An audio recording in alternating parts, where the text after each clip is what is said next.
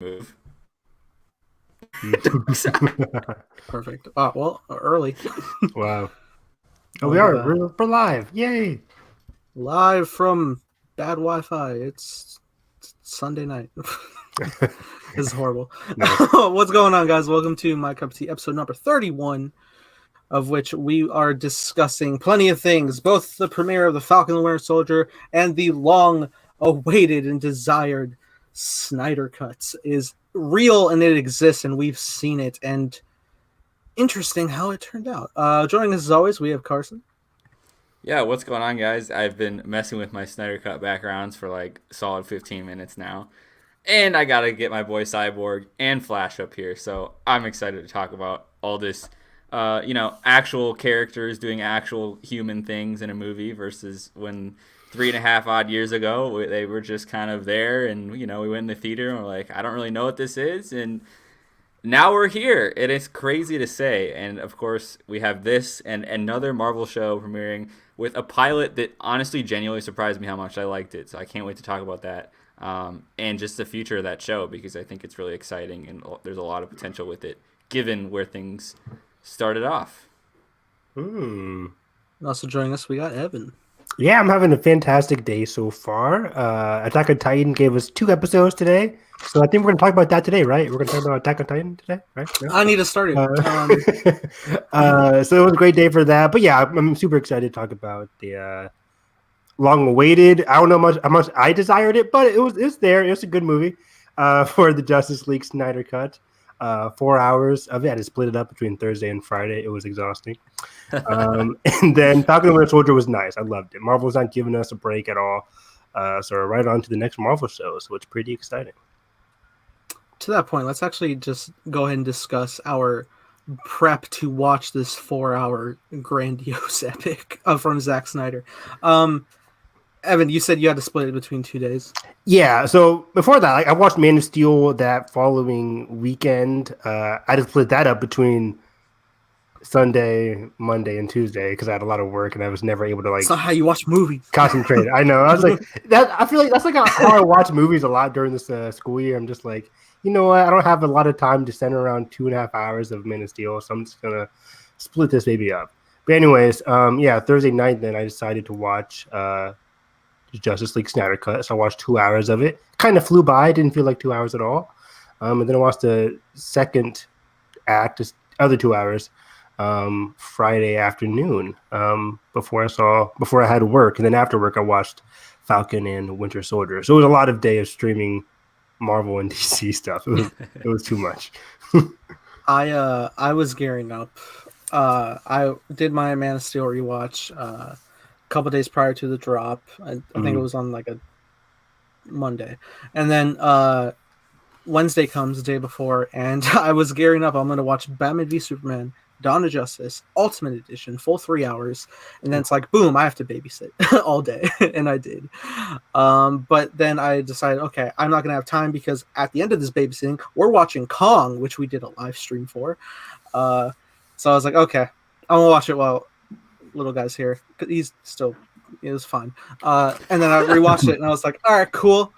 This is interesting. Even my nephew was just like, oh, what, they're fighting? And he's like 5, 6. And it's just like, this is a very like mature themed superhero movie. This isn't just a normal. I just imagine him, tell me, do you play? Yeah, no. Whoa! Yeah, he's What a just like, super! I mean, yeah, there's not like a lot of like attentive like time Right. frame. We're not here to review how children react to Snyder, but yeah, I ended up finishing it, got it out of the way, and then yeah, I was up from like 10 a.m. that day babysitting to the end of Kong, of which I had watch the stream. I had a full 6-pack. I will be cutting highlights. It was St. Patrick's Day as well. And then I'm sobering up, and I'm like, there's no way I'm gonna go to 3 a.m. But for some reason, the hype in me was just like, let's just go for it, you know? So like I ordered like through like my snack app like a 5-hour energy. And I took it like at 2:30 before the drop. And then we get to 3 a.m. and I'm sitting here, I'm ready. Supposedly, I'm like, I'm gonna wake up. And what happens is I get 2 chapters in and I'm like, I'm here and I'm getting hyped, but I can feel the exhaustion. So out of respect for the story, I am going to go to sleep. But here's what happens: I go to sleep, and like my body's in a mental state of limbo where it's like you're exhausted, but you cannot fall asleep. Oh yeah, the worst when like your mind is exhausted but your body's not. Mm. Well, my body was exhausted. Other way around. Sorry. Yeah, yeah. Messed it up. And it was just like great. So then I finally like wake up the following day at like noon. I'm just like, okay, we're doing this. And arguably things pick up even more. Well, I mean, things pick up like every chapter. There's a lot of cool things. We'll talk about it. But then like I finished it up, and I was just like, wow, that was a lot. So. Carson, what was your procedure of watching this? Yeah, kind of a similar thing. I rewatched Man of Steel and BVS like a week before, leading up to it, and then on Wednesday night, everyone was like watching. I'm like, guys, I'm not staying up. Like, and then I ended up waiting all the way till Thursday at like 7 p.m. And I'm like, that's. And then I was like, I don't know. My sleep schedule is like that's like when I'm that's like my prime. Like I'm ready to go. Like. Right after dinner, I was like, that's my prime attention span. And then I started getting tired because I just ate, but then I just like right after like 2 chapters, I just got like, because honestly, the first couple chapters of this thing are like slow and kind of cathartic character stuff where we're just kind of going around and getting each point of view before like, we really dive into the whole mother box thing and everything that's happening. It's a lot of, and especially we get a lot of the cyborg stuff, which is we'll talk about. But yeah, and then it just totally kicked into gear, and then I watched the whole thing that night. It's interesting structure-wise because I kind of view it as I think this movie still ends definitively at the Superman shot at the end when he reveals the S and he's walking in the alley kind of deal. I still think that's kind of where I think it ends. And all the extra stuff is really just, it really and says credit epilogue. Scene type, Right? Yeah, it's all epilogue, and it's like I'm glad he put it in there because it. And if you we're reading the stories today of like they didn't want him to shoot it, and he just shot it, anyways, which is absolutely. It was only hilarious. 5 minutes, like. Right, and so it's just kind of funny, and then like the other stuff was supposed to be another character, and then he ended up switching that character, but. We'll get into that because we haven't said full. Okay, we're gonna be talking spoilers. Like I don't. Yeah, the title of the video is spoiler talk. Spoiler talk. Yeah. Okay. But Martian Manhunter was supposed to be one of the Green Lanterns, and they switched it out in post. I remember hearing that like years ago. But everyone's like, "Oh, Affleck looks different." I'm like, they must have shot. I'm like, I think that was like just like an early shot or scene of Ben that they had. Because I think it is later. I think it's like more of like a more like because he looks like he like lost more weight than throughout the movie. Right. Yeah. And so that was interesting, but that's more just like the structure stuff. We'll get into it. Quite the experience and like just so much that like had me going. Not even like oh my god, like more of just like how do you sit here and watch it even without effects, and then you're just like okay, we're gonna go completely this way and make this artificial situation doesn't even make any sense, and then have our characters go through it and then watch that back and be like, all right, this is much better. Like it's just baffling from like a studio perspective. But like, I'm still curious, even after watching 4-hour cut, what would a Zack's 2-hour cut look like? Right. Like, I don't know. I think what would his theatrical cut? What would he have cut? I think he probably would have cut here. I think with his way, he'd probably make like an Interstellar like 240 runtime if he had his way. 240. Probably. I mean, I bet you could do 240 because I think so too. There's a couple of scenes that can be like that was totally deleted. Like in 2017 at the time pre Endgame, probably around then. I'm trying to think what I would cut. 230, like 240. Honestly, it was not even like scenes that I would cut. I just think there's a lot of stuff that plays out for a long time. It like really like lets every moment breathe. There's a lot of Alfred making tea. Honestly, and it was great, and we're not cutting any of that. Okay, no, but like I will say the one actual thing I actually felt like, okay, we're really just like here is the whole Aquaman going into the ocean after he saves the dude. Because it was just like, I'm like, what do you? Okay. Like he's still going, and it was just like, bam. And then she starts singing, and we're like, no, not that part, not that part. Like later when he saves the dude from the shipwreck. Yeah. Oh, right. When he comes back, he's on the boardwalk. That's what I'm talking about. But yeah, there's like 2 scenes of Aquaman saving people in the ocean. Like I get it, he saved people in the ocean. One of these can go. Let's actually like break down every part. Okay. Let's do it. And Please dude, don't, because I forget everything already. I will. It's so fun. You know what's crazy? Actually, within 24 hours, I did watch this movie twice. Wow. I really enjoyed it. Twice. Yeah, I don't know if I'm gonna be honest. I don't know if I'm gonna watch this anytime soon. I mean, I had a great experience, but it's like 4 hours. It's a lot to invest in. Even editing like my reactions right now, I'm just like, I still feel fresh with this. Like, I don't feel bogged down. I think I'm gonna go rewatch chapters. Like, that's and fine. I'm glad that it has that in there. Especially in the if you look in the pause menu too, it has like the little it has the markers, which I noticed when I went to when I was going to sleep last night. I was like, okay, here's all the parts.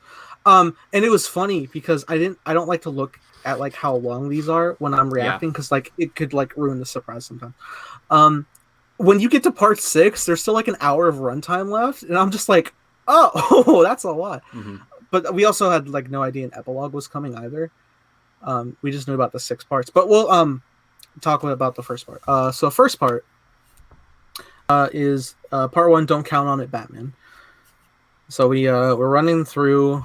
We start from the very BVS beginning. stuff. Yes, the BVS stuff, which I loved. I love seeing alternative shots of like existing material. It's always fun for me, and it looked great. Like the slow-mo was fantastic. Yeah, the slow-mo, classic Zack Snyder slow-mo. The effects were really cool. It was just really interesting because this whole premise about Justice League is built upon Superman's death, which I still contend was a bit too soon. I do have my issues with Zack's vision of Superman in these movies, but I do like the premise here. Like, Kryptonian's gone. This is where shit hits the fan really for the plot, and I really liked that. We see like it literally echo out like the entire globe. And then I saw someone because I was like thinking, okay, I'm thinking of how 2017's version started, and we were just on that cheesy scene with the parademon on the rooftop, and it's like some guy being like, they know he's gone, they know Superman's got, like just stating it to you. I remember like, that. so I'm just cool. like, dude, I did not miss that. Right, and it's so much cooler to just have it visually shown, like literally echo to Atlantis. To it everywhere. I think it's. I can't remember all the locations it goes to, but Atlantis. It goes to Themyscira. Themyscira, and and even like from the get go, it just we passed Lex in the Kryptonian ship. I'm like, geez, we're just like truly. None of that was in the original cut. Like, by the way, I'm shocked how much material from the Ultimate Cut is in this movie, or how many references to the Ultimate Cut, because they reference Lex. I know I'm going out of order here, but they reference Lex talking to the mother boxes, which was the deleted scene from BVS. Like the Ultimate Edition, the Ultimate Edition is the only one that had BVS or had Lex talking to the mother boxes. The boxes showing him that vision. I'm like, if you just watch theatrical BVS, you have no idea what they're talking about there. Yeah, which was interesting. It's crazy. And like real quick, I just want to say with the parademons, the whole time I was like, will the effects be touched up? They're very much touched up. There's no neon green blood or anything. This is just like it's like they look like fairly similar because like it was a set design BVS already, but like they look like more like naturally toned. They're not like bizarrely like everything was super saturated in the theatrical. Right. So yeah. I couldn't really tell you. I've only seen the theatrical one time. I'm like, I think they had blood. I have no idea. Well, yeah. I mean, yeah. I didn't watch Justice League a lot, but okay. So like the outcry happens, and like we're going through, and then like the wake of the mother box is like even more so focused on in Themyscira. Things started to gear How up. did they cut all of that? That stuff is great. Of her running out of the tomb. In like, I think a that lot later? of that is in the theatrical. That was in the theatrical cut, yeah. But like a lot of it was like not extended like that. That whole horse sequence, right? Yeah. No. When they're throwing it like back and forth, and then they find, oh my god. I remember because I remember in the theatrical cut, I was like, the best part of that movie was the Themyscira scene. Like I loved that part in the theatrical cut. So they kept so funny, but because I always remember like there was a scene where like the old Steppenwolf was like reaching for the box when it was last away. He was like, ugh. Yeah, he's just like a really like thick model that's just nothing. But then this dude is just like so intricate. This new Steppenwolf. That's crazy. Yeah, it's really played up at first. Like I remember in the theatrical cut, like we go into that scene and then it just boom tubes right away. And then I'm pretty sure in this we get a character who wasn't even in. I don't even think the 2017 cut. She's like walking up to the mother box and it's that was new. Literally shaking and like just the fear of like this thing happening. And so it's really great to see that played up. Before the Themyscira stuff, though, we actually get the scene where Bruce is looking for Aquaman, and like we get discussion there. I heard you can talk to fish. Okay, it's so refreshing though, because like we properly saw that scene pretty much only in the Comic-Con trailer from 2016. Mm-hmm. It's so like literally when I tell you like I have been waiting like about 5 years for properly this. I very much have, because I enjoy these movies. So it felt very rewarding, because I was just like, my God, we're actually here and doing this. Like, this is a treat for me. Yeah. I agree. Yeah, and it feels so much more natural, too, to, like, Bruce and, you know, Aquaman. Literally, that scene. Like, in the theatrical cut, it's so weird how it plays out, because they totally reshot it, and Ben's just, like, super, like, just very nonchalant in it. And versus in, you know, the Snyder footage, is like, you start to see the kind of change of like, yeah, I have my issues with the Superman death too, but I think it really, really pays off specifically in Batman's character in this Zack Snyder's Justice League, of how that character changes. And we'll get into like more specifically how he does, but like you can see that like peeking through the cracks of like he has hope for these things happening. And you know, you kind of remember that this man is like a 20-year-old Batman, of like, this guy's been in Gotham for 20 years, like doing this for 20 years. And it's you of start to see like him turn the corner a little bit this early in the movie. It's really, and of course, then we go back to the airport and Alfred is there. He's like, should you pick a little warmer destination? Maybe Jamaica. Costa Rica's nice. Yeah. That was funny. It's like, and it was funny because like as soon as like they just get to that helipad, I'm like, my God, this is all new. Like, right? I'm just like, where is Jeremy Irons, man? What a so good as Alfred. Yeah, such good casting. So good. And every time like Bruce is just so persistent, he's just like, which he was like that in BVS too. He was just like, this boy's gonna die. Like, but yeah, then we get to the Themyscira stuff, which is great. My God, like I love like watching people's reactions too to the whole fight, because it's rated R, so there's a lot of bloodshed. Yeah, they get murked. Yeah, like it's getting sprayed. He chucks horses. Like, Jesus, it's an intense fight, man. And I think like properly shows the like physical intimidation that you actually get from Steppenwolf in this. Yeah, it was intense. I love the pacing of that fight overall. Like, and they threw the thing off the cliff. They just said, "Oh, we gotta save. We're committed. We're just gonna throw our entire little temple off the cliff." Yeah, no, there's a couple 100 people in there too, just dead. Oh, and it didn't matter. And like, I don't think this was in the theatrical, but like when one of the Amazon like shoots the arrow with the mother box, like in this cut, like her eyes like evaporate because she's getting disintegrated. Jesus, like, it just keeps going, and like they're jumping from horse to horse, and just like. So much conviction in the yelling too. That stuff was so cool. It was intense. Like, yeah, I love, you know, I think there's a lot of like animosity of like, oh, I wish Zack Snyder directed the Wonder Woman movies. I think they both have such an interesting take on the Amazonians. Like, I love both versions of, because Zack's are more like, I think Patty Jenkins understands like the characters a little like. Zack's making 300, level. I think. Right, and Zack's like throwing around these crazy scenarios, and I think both like work from like the warrior and kind of different perspectives. But I'm like, I love having both, because we see both in Wonder Woman in this movie too. Like the scene where is a little bit after this, when Wonder Woman like saves the group of kids from the robbery, and she like sits down and it's like, are you okay? Like that totally reminded me of like how Patty would direct a scene in terms of like having Wonder Woman like inspire people. Yeah. So like I think the shades are like both essential to the character.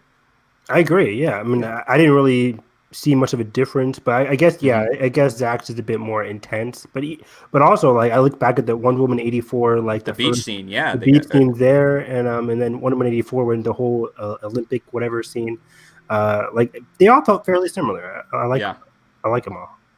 Yeah, absolutely. I think they have a lock on like how these like cultures act, and it's exactly solid all around for the circumstance, because this is like world ending like the full front. And I got so excited. I knew like he was gonna boom tube away, but like when the full island starts riding for reinforcements, I was like, yes, Amazons. Like, it's so cool. Very Game of Thrones like. I'm like, oh wow, everybody's here, but they're just too late. It was unfortunate. Yeah. I started thinking about like. Because I was so fascinated because it was just like watching Young Justice and like the boom tube design is completely different. And so I'm like, why is the boom tube like this way instead of like, Evan, you know what I'm talking about. Yeah. I kept like, wait, do I like this? Do I not like I just got so used to it. I didn't even notice it. I know, but it's so cool how the boom tube thing works. Yeah.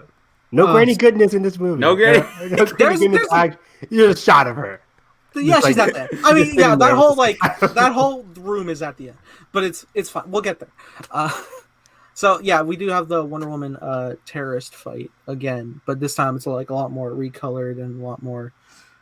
There's F-bombs in this movie all around. People say that I'm like, were there F-bombs? I finished the movie. I'm like, I didn't even notice. There's a few. I mean, the Batman. Cyborg says one. Does he? Yeah, he does. When?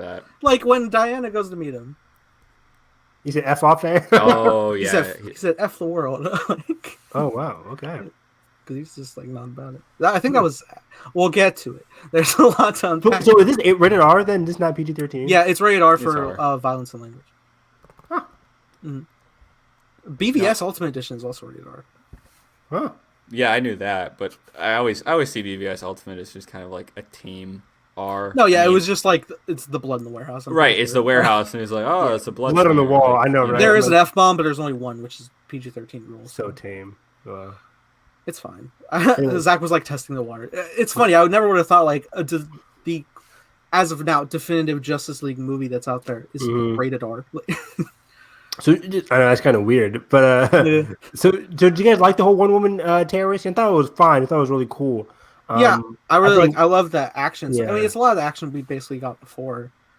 Yeah, it wasn't really new, but it was like really I like the payoff of the scene more so than the scene itself. I was just about to say that. I think for me, like I like the payoff where she's like inspiring that little girl. Yeah, the Robert just felt so comic booky. I don't know what because I thought like they're gonna have a bigger importance, but they were just basically people who just want to blow something up. I guess. Well, yeah, they're just like they were just random culty terrorists, so just like the old ways. They want to go back, the Dark Ages stuff. I'm like, what are you talking about? Dark Ages? The death of Superman. What are you demons talking from about? the What sky. Dark Ages? It felt very confusing to me, but I'm with Carson. I like the execution of the ending more so than the reason the terrorists came in the first place. But it was a cool reason to see Wonder Woman kick butt. If you, I want you guys to just get out of the way right now. The Amazonian music when Wonder Woman shows up. Just because I enjoy it every time. I'm not tired, but I know it's fantastic. I think Junkie XL absolutely poured everything into this score. Like, just especially like with the Flash scene at the end. Just like this man is like playing every instrument possible simultaneously as this man just running through the Speed Force. And I'm just like, yes, give me it. But at times it is a little the Wonder Woman thing. It's so funny too in that sense because it's like I remember because before Hans Zimmer like left the DC movies, he specifically wrote themes for all the heroes we heard about that. But then Danny Elfman came in theatrical and it was just like, here's the old Batman and Superman theme, and it's like there. Yeah, I remember all those interviews. Like there is only ever one Batman theme and it's mine. Yeah, and then like that's gone now. That's not in this cut. Yeah. Wait, so what Wonder Woman theme are we talking about? Are we talking about like the Amazonian war cry whenever she's on screen? Yeah, I didn't really dig that one. I know you don't. Every 5 minutes, I'm like, wow. It's like she would show up and she would just be walking in the Batcave and it'd be like, I love the memes like Trey sent a TikTok and chat that was like Wonder Woman just trying to get a sandwich from the fridge. I'm like, okay. Especially because I had subtitles on, so whenever it was it was like ancient Amazon lamentation music. I'm like, okay, every 20 minutes, lamentation music. Okay, so to that point, I love it. It's good. The like women singing to Aquaman going in the ocean. I also love it. Why? Why? I like the sound of it. I'm not saying like there's a justification. You want to be an American Idol or something? What the hell? I don't know. I just like it. It just sounded cool. I'm disappointed it's not on the soundtrack, honestly. That's one of the scenes I'm like, that can go. That can go in the trash. We don't really need it. We get it. You like Aquaman. You like his sweater. He must smell good. Anyways. Yeah, I will say like it did like go on for a bit. And I'm just like I can't really say why it needs to be here, but I did think it was a cool transition when you go to Martha Kent leaving her house and it's like echoing. I thought it sounded cool. That's editing anyway. Sure. I think that about covers all grounds for part 1. Yeah, I'm just scrubbing through it. It's That was all part actually- 1. Just 5 more to go through. Yeah, It's actually Let's go through this. so part 2 is the Age of Heroes, and that's starts when with we the get plane scene with Bruce and Alfred. yeah. I think that's Which I when think they we saw. Yeah, I think that's before. when, but they never like really referenced Zach's security footage from BBS Mm-hmm. In that scene. They did here, and they were talking about Barry. That's And I right. think like that's when like you get like new dialogue from Bruce, where he's just like talking about how like I made a promise to him on his grave that to bring this team together and stuff. Yeah. And it's really, I really like that stuff. I also thought it was funny when they panned out that like it's a full like commercial airline jet, and I'm like, hold Right. on, why did you just have a private jet? Like, why is it a full? Because he needs all of his little gadgets. He needs all those seats, He does. all those windows. He gets antsy in the plane. No, but Maybe. I love Batman's arc in here. It's really heartwarming and it's very special. Just trying to do better than he was in BVS, basically, and living through Superman's name, which is pretty different, pretty unique. I like it. Mhm. Yeah, it's really cool. We start progressing through. So I think that's when is that when we start? No, we don't the fully arrow like thing get into Vic. happens next. Yeah, there's like I'm trying to remember like all the individual stuff, but like Oh wait, no. Oh no, I That's think side- that's when Themyscira fires the torch. Yeah, lights that's what I was the saying. beacon, and then But even before that was a quick scene with Cyborg's dad at okay, the crash site. Silas Stone, right? yeah. Silas Stone. Yes. trying to think what Great happens actor, great acting. He was fantastic in this. I here. Yeah, liked he it a was lot. awesome. Yeah. Absolutely. Oh, this is where the parademon breaks in, is looking for the mother box, and it's not there because it's at their apartment. And then it goes Right. to the Nemaskira where they're firing to light the torch. Right. Yeah. And then that's when we explore like Diana going into the tomb, which they didn't have before. No. I really like that. We're in like someone I was watching was just like, oh, it's convenient. All that stuff was there, like Uncharted or something. Tomb It's Raider. like summary edition, like yeah. But yeah, it was really cool going in there. I like how the arrow was also a key for underground door, and just entering into all that was really cool. It's funny because it's basically like it's like telling the story of basically like what Diana's going to tell Bruce later, but just seeing Yes. it like as like cave painting stuff, it was really cool. Hieroglyphs and all that. Yeah, I liked it. Diana getting her history lesson, added some rich mythology to the universe. Like, we know now, like, Darkseid has been here before. Of course, he can't remember it, but he's been here before, and he had a lot of a big incident went down there that we learned later on. That awesome flashback. Yeah. But yeah, it was cool. I liked it. Yeah, it reminds me of how like man remembered it almost, like before Yeah. technology of just like trying to find a way to express this alien guy coming to Earth and like almost taking it. Squares. Yeah. Evil Free squares. squares. Then they Big have concrete man. He actually is made out of concrete. I just learned that. It's crazy. is he? Yeah, he in like comic origin. I was like looking up. He actually is like a being that when he stole the Omega thing from his brother, it turned him to stone physically. Comics. I was like, And I'm gonna get into like a few more of that stuff. But yeah, we eventually do make our way back to Bruce, and they cut that line of like just like jokingly like, "Oh, I cut through your security system. Look expensive."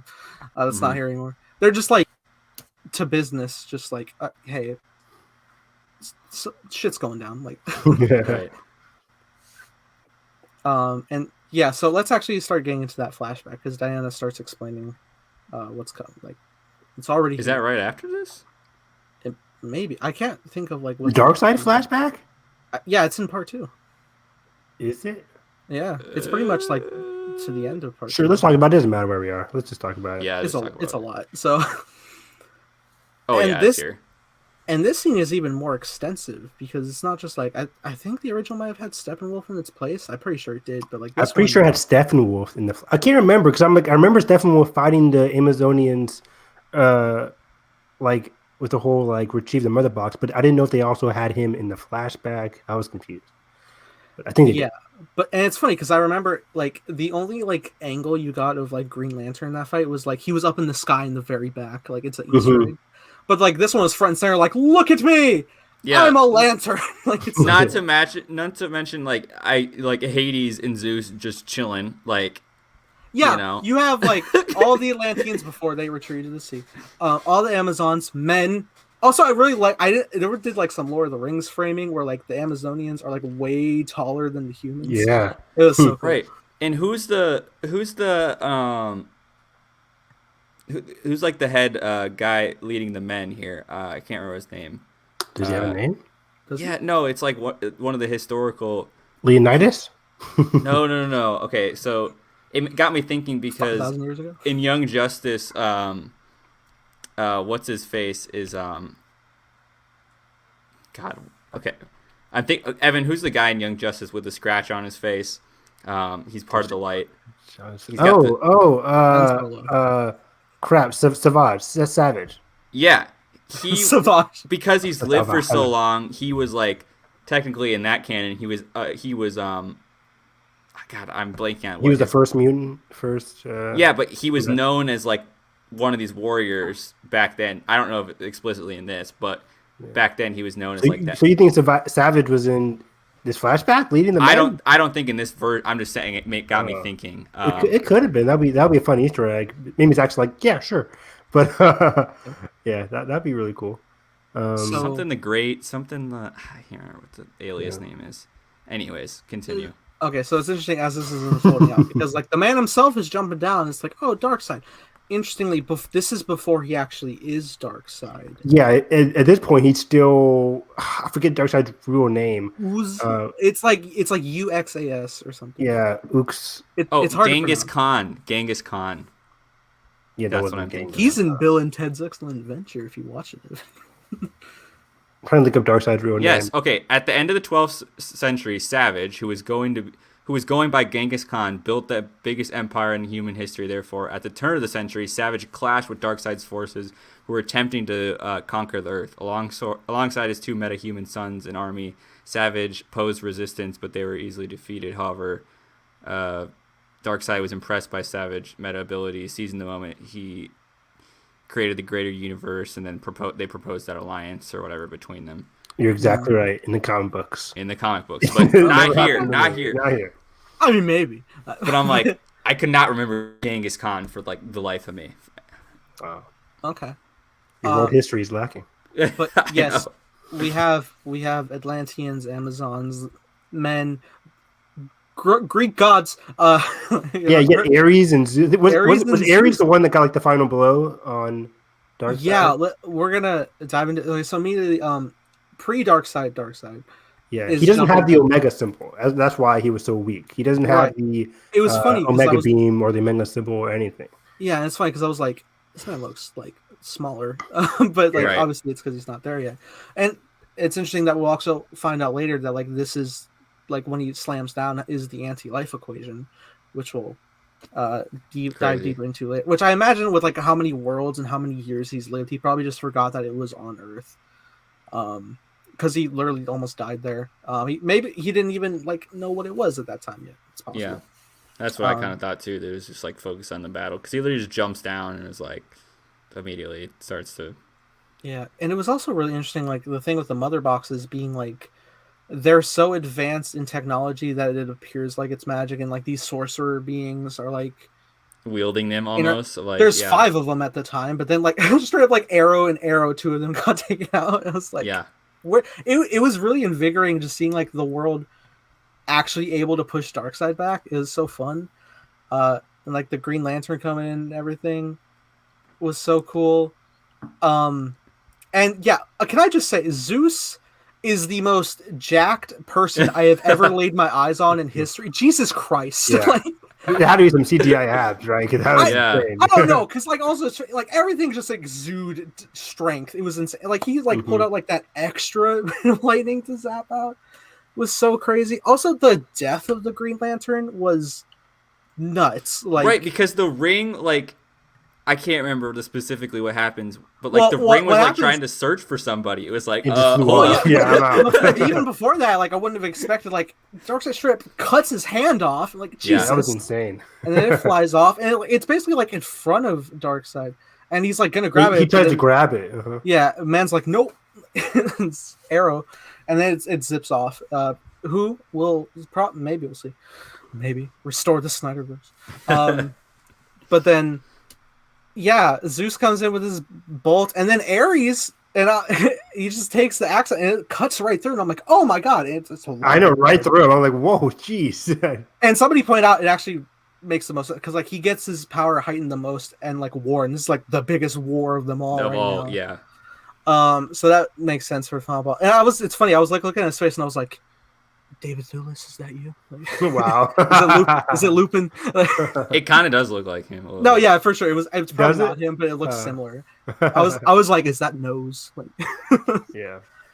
But that was Ares great. delivers the final blow to Darkseid, and he becomes the main villain in Wonder Woman. It's just that's crazy. This whole movie just made me like interested in like rewatching other stuff, because I was like, I want to go back to Wonder Woman. I want to watch Aquaman now. Like I want to just like dive into them. So thank you, Ares. Yeah.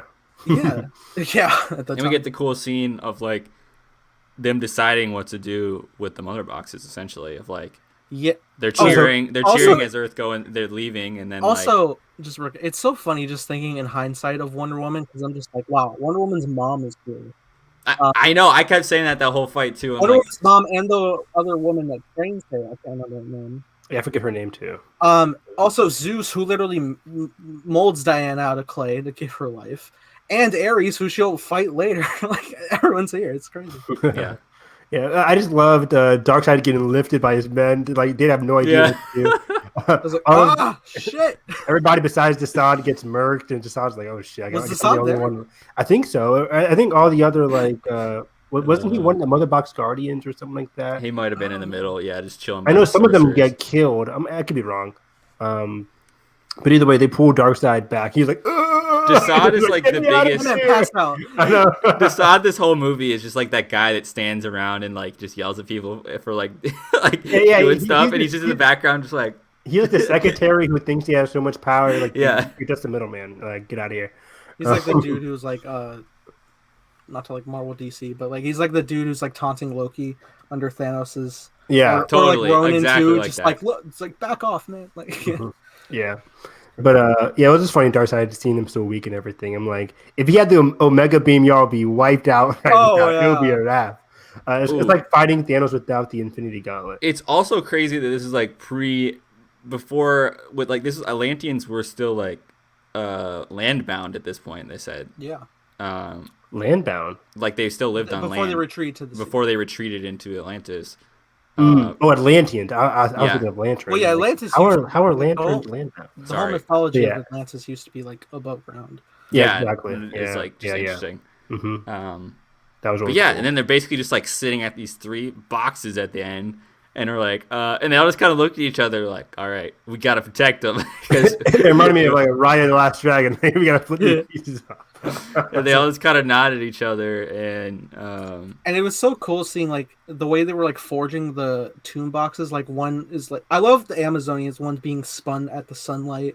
Yeah. The Atlanteans pulling it out of an octopus. Like, it's so good. And then humans just putting it in dirt. Humans just putting it in dirt. They forged the box, but then like, and then like where they keep it. Yeah. No, they forged the like encasing for sure, and like stone and stuff. But then like later on, it's like, where are we putting it? Oh, the dirt. But like, throw it in the dirt. Are you serious? Where do you put it? Ironically enough, it is the last one to get found. I'm like, you guys got lucky. It is the easiest place. I mean, not in like current time. It's the last one to get found. Like, wasn't it like Silas has it in his lab, but like true, but they go to Amazon first. Yeah, Kira first because they know the Amazonians are going to be in one place. exactly. The center of their like worlds. I mean, which I guess is like guarded, which is good. But I mean, but I'm saying, Steppenwolf found the Themyscira one first. Then he went to Atlantis, killed them, got that one, and then he had to go find the Earth one. So I think we can thank Silas Stone. They should have put these bad boys in the trench where Aquaman's mom is hanging out right now. It actually is funny. Yeah. It actually is funny because like we joked that like, oh wow, of course man would bury it in the ground, but then later Victor buries it in his grave. I know. Yeah, I'm like, okay, cool. Metaphorical. So yeah, the whole story was just grandiose and a good like indication like what's up in the mother box, how like the unity forms and like what it can spell out for the destruction of the universe. Your general superhero movie conflict. Sure. Yeah. And I think that's about ends there, which then leads us to part 3, Beloved Mother, Beloved Son, which gives us our 2 boys Carson is ripping. Yeah. So we start off in Central City. We're headed in, and we get... Barry's got to get a job. Barry's got to get a job, because I remember the beginning of the Theatrical Justice League, and his dad wants him to... Well, actually, they do that whole scene later, but I wonder, did they have that scene before? I think so. I'm trying to remember the cut. I know it was in the theatrical. They had the first scene. I don't know. They had the first scene. They didn't have the scene of where he gets the crime lab job. They didn't. Yeah, didn't have that one. Yeah, but the first one was pretty intact. I think they had the job part, but like when his dad's actually celebrating, I don't think that. Also, exactly. They also cut the whole he draws in the dude's face. Say it again. Like in the theatrical, like when Barry's visiting his dad, he like draws marker on the dude's face. Yeah. I don't remember that. Yeah, I don't remember that either. But yeah, I like the scene a lot. It's short, sweet. It's very cute. Iris didn't have too much line, so she's not really super remarkable here. But she's coming back on the floor. She's coming back, so I'm glad to see her back. Yeah. I like just like the shared glances and stuff because I'm just like, I love. It was really weird. I'm like, is this supposed to be love at first sight or something? Why are you guys staring super hard? Like, shut up, Evan. It is. The thirst, the thirst is yes, real. it is. I'm like, okay. Well, and you have to remember too that like his glances are like long because it's like he has the time to. I think I saw one iteration of Flash where he was just like, everything moves so slow for me, and I just have to like live in this existence, and I'm like, oh my god, that's torture. Meanwhile, the person like at the register like, stop staring at the girl, please. You're being a creep. But I loved how the VFX turned out for when he goes out of his shoes because he's moving so fast, and then like, he breaks the window. Mm-hmm. I also like it's funny because like when we did see the tease of that, even in like the trailers, it was like it's shattered, but we never saw it like melt liquidy first and then shatter. Yeah, so cool. So and he after the whole catch and whatever. It like goes back to normal time, and then he just runs back into the shop with the hot dogs. Before that, when you're watching this scene, what are your guys' like? What's going through your mind when he puts the hot dog in his pocket? I was thinking about Barry, and like he says it later of like, he burns so many calories. He's like, oh, I'm hungry. Like what I was thinking at first, I was just like, what? The dogs probably the dogs. It's probably gonna be just like tossed to a dog. Yeah, and it basically is. So I was like, all right, cool. So I like that scene a lot. It was just so goofy with the whole truck driver. I'm like, come on now. Like, it's so reaching for the burger and like what the poppy seed like fall. Like what was the poppy seed zooming? I'm like, Zach, come on, take that out. What are you doing? It made no sense. I did like how like when it was just like the I think it's called a Sound of the Sirens on the soundtrack is playing. I love how it played, and then like as soon as he saves her, and like it's still like really silent when the truck rolls, but not till like sound comes back with the boom. As the sound editing of that I really enjoyed. Yeah.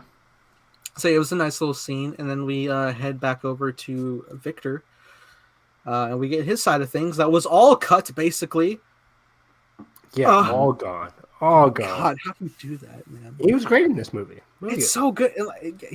Zach has said like Victor is the heart of this movie, and you definitely feel it. I think with like a lot of his stuff, like just right off the bat with his backstory of like playing football and stuff. How like his mom's there, or even like from the get go, the first thing you actually get introduced is like he's in detention at a conference with his parent because he was hacking a friend's grade, but then like his mom twisted like, well, this school doesn't help their students. Like he was just trying to help. I love it. Like the student lost her or their parents or whatever, and then like it wasn't doing so well. So Victor came in and touched up the grades a bit, and then he was getting in trouble for that. Like, come on, shouldn't he be But it's great. They applauded cut for to that? him, and he's just like Smiling? right. Yeah, I'm in Dude, the right.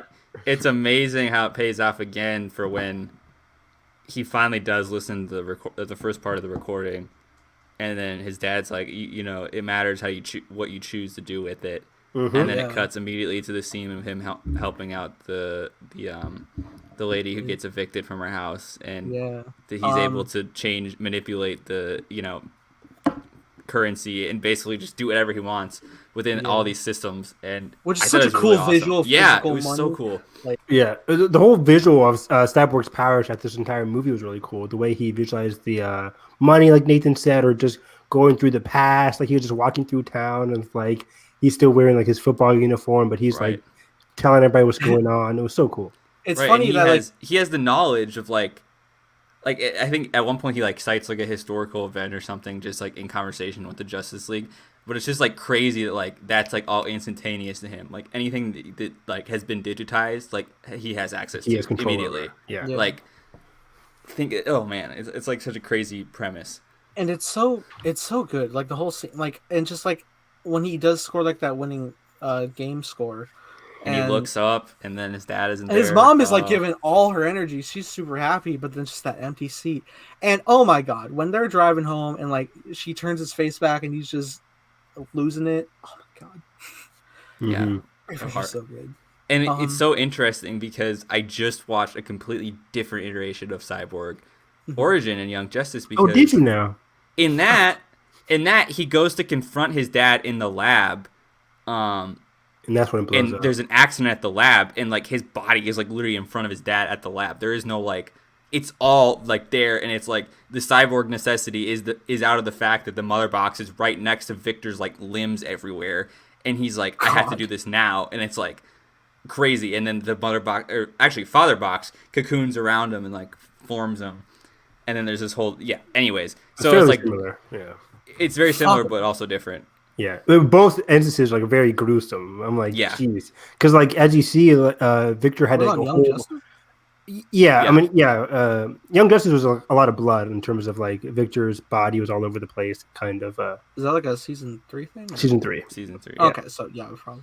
Yeah, but like the final season of Samurai Jack was just like, bam. Yeah. But yeah, in this one, like half of Victor's body is just laying on the table and he can't let go. And then he revives him that way, and it was like, oh my god, seeing how much pain that must be, just like your whole body is just becoming Cyborg. Because in a lot of other instances, there's still a lot of human flesh left in Cyborg, but in this one, I think Zack's version, you don't see much flesh left in Cyborg. It seems like all of it. Well, yeah, it was like human. It was like half his chest up and just like the arm and head, which is then also cocooned by the rest of the metal. Mm-hmm. So he just seems a lot more, as Obi-Wan would say, machine than man. I really liked how because part of the key of the character is like that initial the growth from resentment to like kind of acceptance of his father. Yeah. And I thought that was really well done all the way to the end where he actually repairs the part of the Sony little Walkman recorder and then listens to like the part of it where he's speaking to him as a father. It just kind of like that arc is really brilliant. Beautiful moment. I love that scene. Yeah.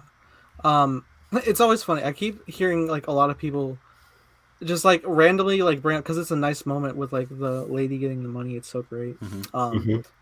She might have to like keep it down a bit. She's in Gotham. Like, but like people would like watch that scene, and I've heard a couple of people just be like, "Oh my god, wait, Vic, where are you getting that money from?"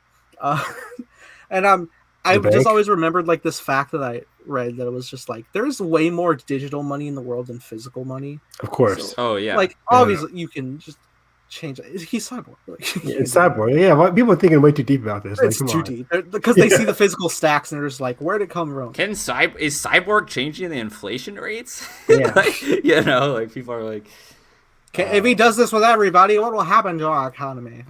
Yeah. Oh god. Oh god, that would be so like fun to do though. Just like see people and just like bam, better life. I wish. Yeah, help me out, bro. Right. Like I've been there. $11 in the account. Oof.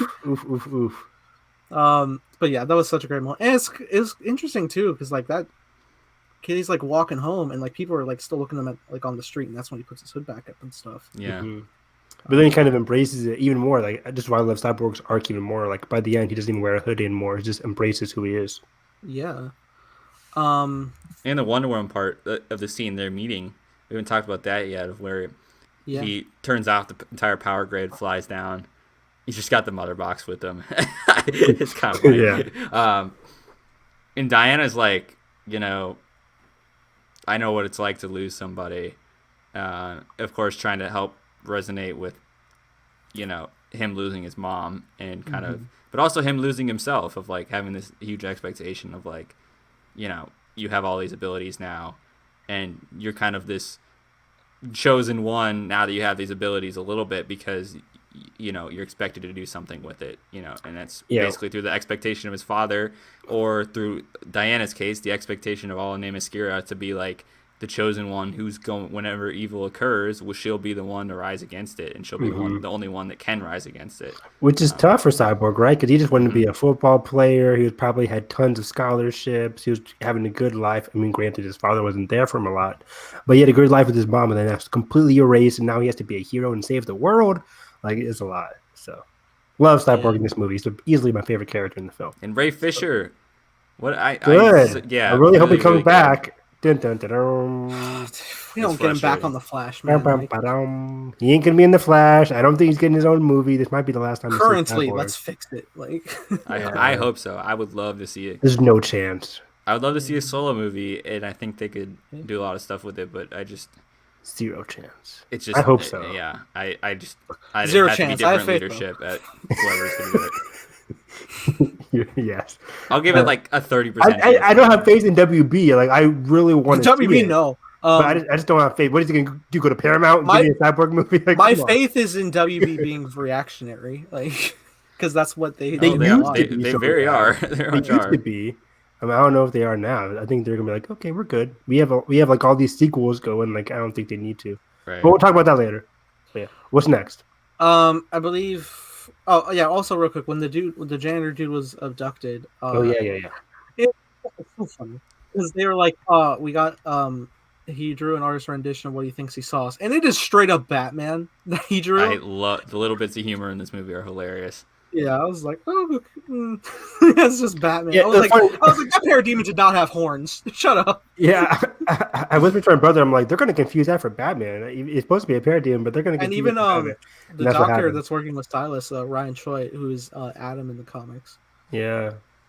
People were thinking that's going to be like he was setting up a movie for Adam. I'm like, no way, right? Like, he looks like a movie. No, I guess like Zach wanted to do that. Zach wanted to do that in the future. Yeah, he wanted to have like a full actor.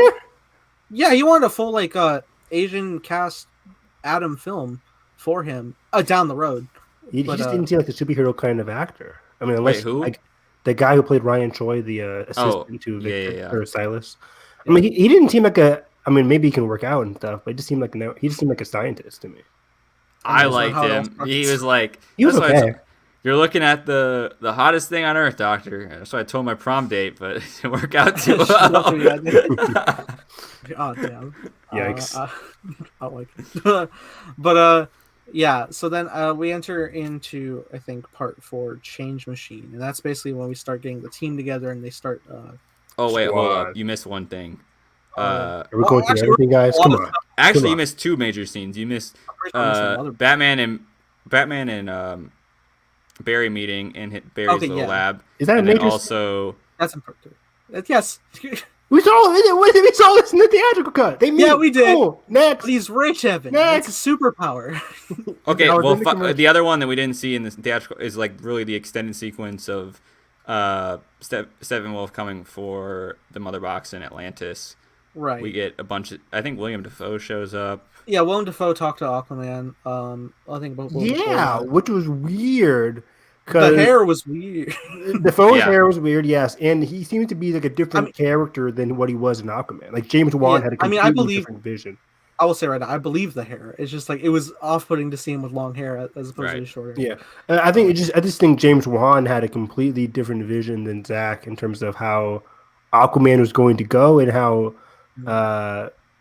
these Atlantis scenes to work. I think James Wan's Aquaman, like, kind of, because this one he's really wanting what's the name, Arthur, to be like, you got to come to your throne, you got to do this. Like, it just seemed like a very different character than he was in Aquaman. Yeah, I need to rewatch Aquaman, but I mean, the movie ends where like he goes to meet up with his father. Which True. Like, I think most of the movie ends where the sequel was Right. set up, but it just seemed like they were different characters. Same thing for like Mira and stuff too. It just seemed Mira's really different. Did Mira it just have a seemed British different. accent in Aquaman? Not at all. No. Which is Yeah. why I think like these Juan and Zach visions were clashing a little bit.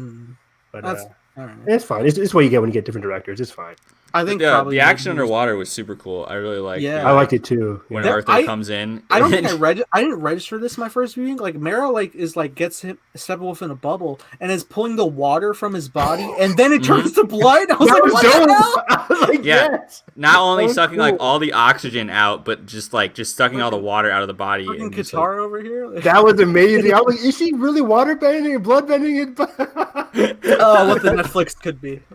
Oh man, don't even remind me. But yeah, I really liked that. That was really cool because I'm like, where are the Atlantean guard? Is it just Mira here? Like, come Right, on, it's so where's empty in everybody there. at? There's like It's one empty as guy. hell. Dude, Steppenwolf's taking people out. I'm like, is this a Burger King drive-through or just nobody's here? Like, what's going on? Ring the Oh, actually, alarms! Ring Even the like before alarms! this, like the parademons are like before this when Steppenwolf has to find the location, the parademons are dragging Atlanteans out of the Out of the ocean. sea. There's like, And then like the one dude's like, I'm not gonna betray, and Steppenwolf was like so pissed. He throws him at the rock, smacks his head. He's still blood. alive. I'm like, damn, okay. I was like, and then R, puts that rated little bug R, thing. like Steppenwolf's little bug thing is creepy in this movie. oh, it's so creepy, dude.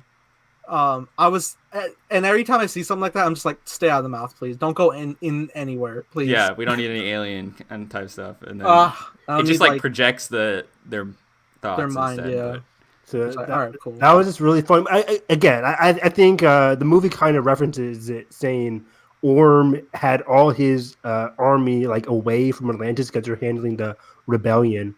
Right. So that's kind of the explanation for why there's not too many people worried about the mother box like they should be, like Mira should be. There's like Orm is so like idiotically focused on trying to be king and handling other rebellions that he's not focusing on the mother box. Which sets up Orm as the villain, which is nice.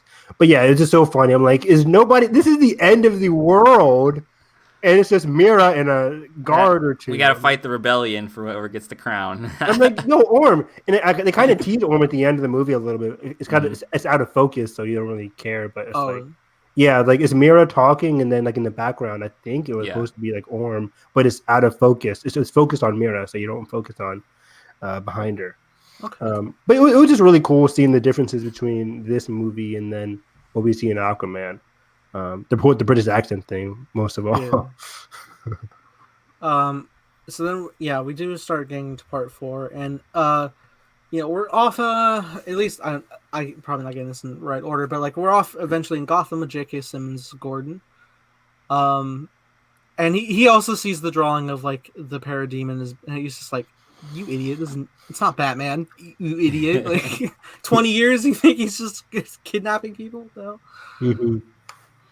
I liked I liked Gordon in this. I don't think he was utilized. Like I think he was fine. It's pretty much the same as the theatrical. It was just mostly. It seemed like similar to the theatrical. He's just used as a connective tissue point. He's not really a full character. Yeah, he's also jaded. He's just like, oh. I should have dental school or something. You're right, Ma. Like, which is crazy because he's like such a great casting. I guess we were supposed to see more of him in a Batman solo movie. Remember how he got jacked? Like, yeah, I'm like, okay, just for his talking scene, Gordon. Okay, interesting. They had to. Well, yeah, Ben's movie was supposed to happen too. Yeah, so I think we're supposed to get more of Gordon there, which was disappointing. This was his intro role, and then he was supposed to like. Yeah.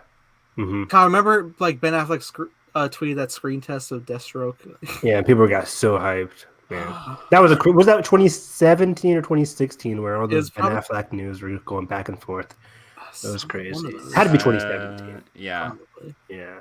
But my God. Anyways, but most of, or at least half of part 4 is the big action scene, which we did see in the theatrical.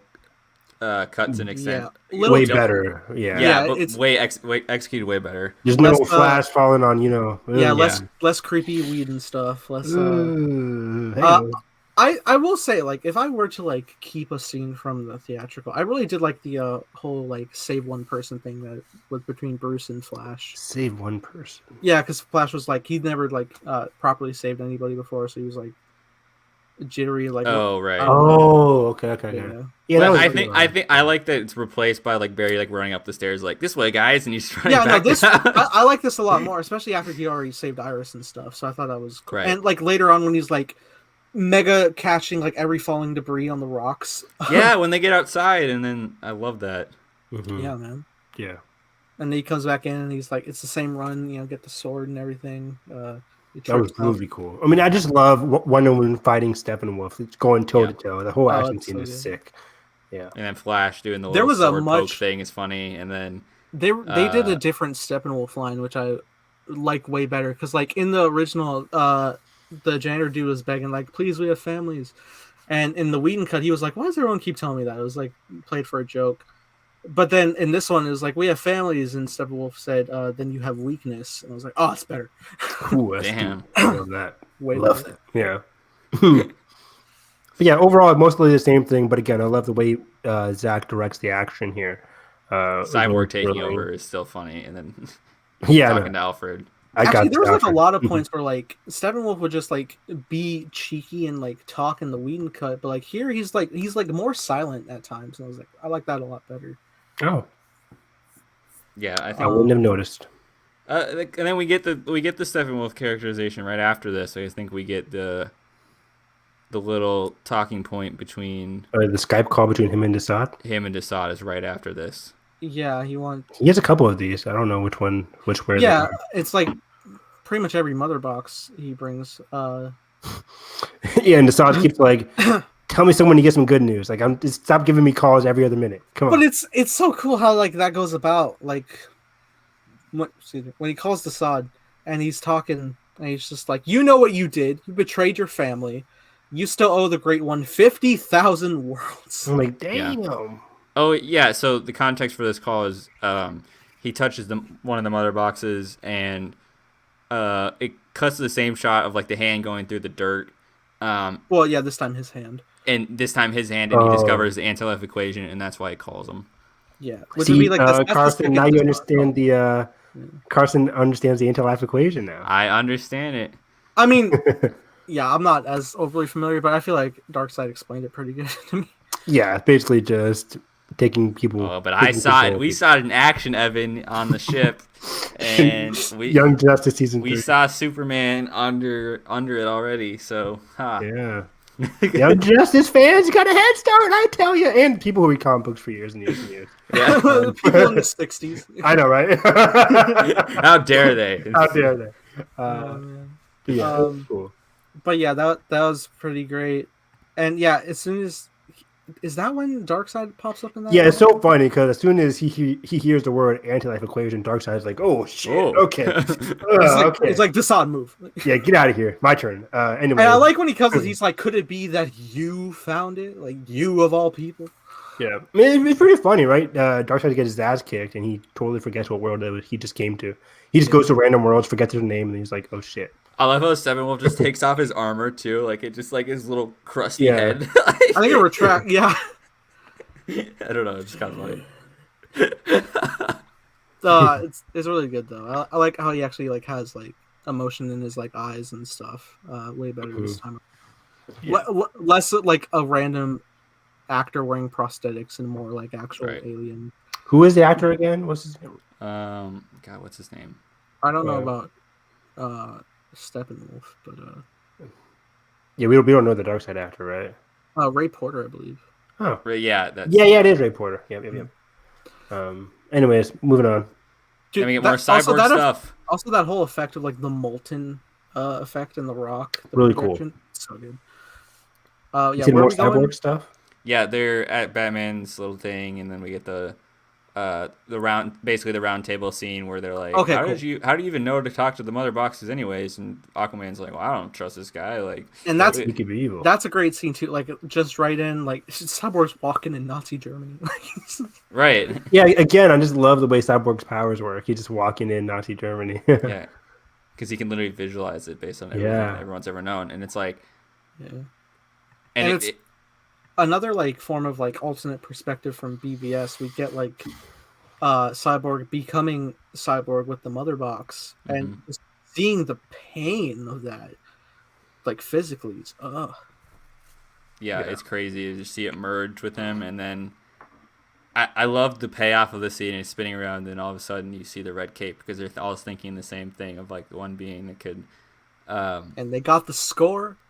Yeah, and it's like, it's awesome. It just right as it projects, and you just see him, and it's just like the jump.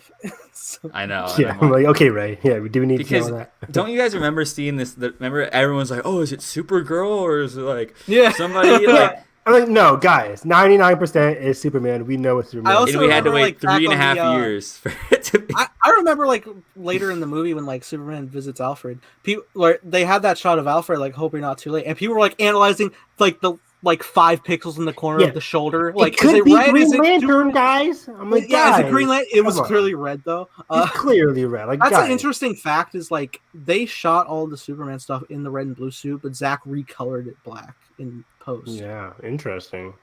It looks good. I couldn't tell. It was weird because Zack always defended it, saying that like, oh, Superman wouldn't wear the red and blue one because the red and blue one is broken because he got stabbed, right? But he clearly walks through the Kryptonian ship and he has multiple options to choose from. At this point, he chooses black. At this point, I presume the ship repairs it himself. Yeah, right? it's there. Like Zack, you had the option to do the red and blue, and he chose black. I'll have like stuff to talk about the black suit, but we'll get to it later. I like the black; it's cool. But you have the option to have a heroic Superman in red and blue, and you choose black. Okay, I mean, cool. I am going to actually get to that point later because I do kind of agree with you. But okay, thank you. I'm not alone in this, right? Like he had the option. I agree, not in terms of like, I agree in terms of like functionality of the story, which I'll get to later. Okay, yeah. Before we get into that stuff though, in the resurrection. The quick scene at the end here is the Lois and Martha scene, which is kind of a bit of a tiptoed scene for me. I didn't really like it. I like it. It's not Martha. No, I know. That's what I'm saying. I don't like it because of that. I like it in 2 ways. I like it because at the time I was like, this is a great Martha scene, and I like it because like, oh, Martian Manhunter, that's cool. But pair it together, I'm like, I'm just gonna say it right now. I love the actor who played Martian Manhunter. He was useless in this movie. He did not need to be here at all. He's been useless the last 3 catastrophic events. What has this man been doing? I'm sorry. Martian Manhunter can do so. He is like one of the most powerful Justice League members. Like if you watch like Young super Justice, powerful. like super powerful, crazy powerful, and his niece even more like super powerful in terms of like people he can manipulate and just they're Martians, man. They can do so much. But I'm just like the whole Martha scene was nullified by the reveal that it was Martian Manhunter for no reason. Like why? And then scene was so emotionally resonant too because Lois had kind of been on the sideline so far in this movie, and I think she really this was like the turning point for her to like get back in the fight a little bit. I still and then don't they're love just like Martian Manhunter. So I still don't love Lois in this movie. I think she's slightly wasted. Like I think her best movie is still Man of Steel. Everything after that kind of like which is very similar to the original Superman movies, where the 1970 Superman movie she was great, but then Superman 2, 3, and 4 she was wasted. I think you're so right, because what I kind of noticed about I kind of agree with you, because like if you think about it, like Man of Steel, she has like the most like, not saying she's not a great character when she's directly tied to Superman, but she has like the most agency in Man of Steel to like do her thing and become a character that like works in conjunction with Superman, rather than in like BVS she's kind of a little bit damsel in distress, and in this movie I feel like her identity is so tied to Superman that it like kind of blurs a little bit. I feel like in BVS she's like Yes. Like she does like have a purpose. Like she is like going Okay, up, yes, like, but half the time she's I like hate the her bullet, plot in the the- bullet.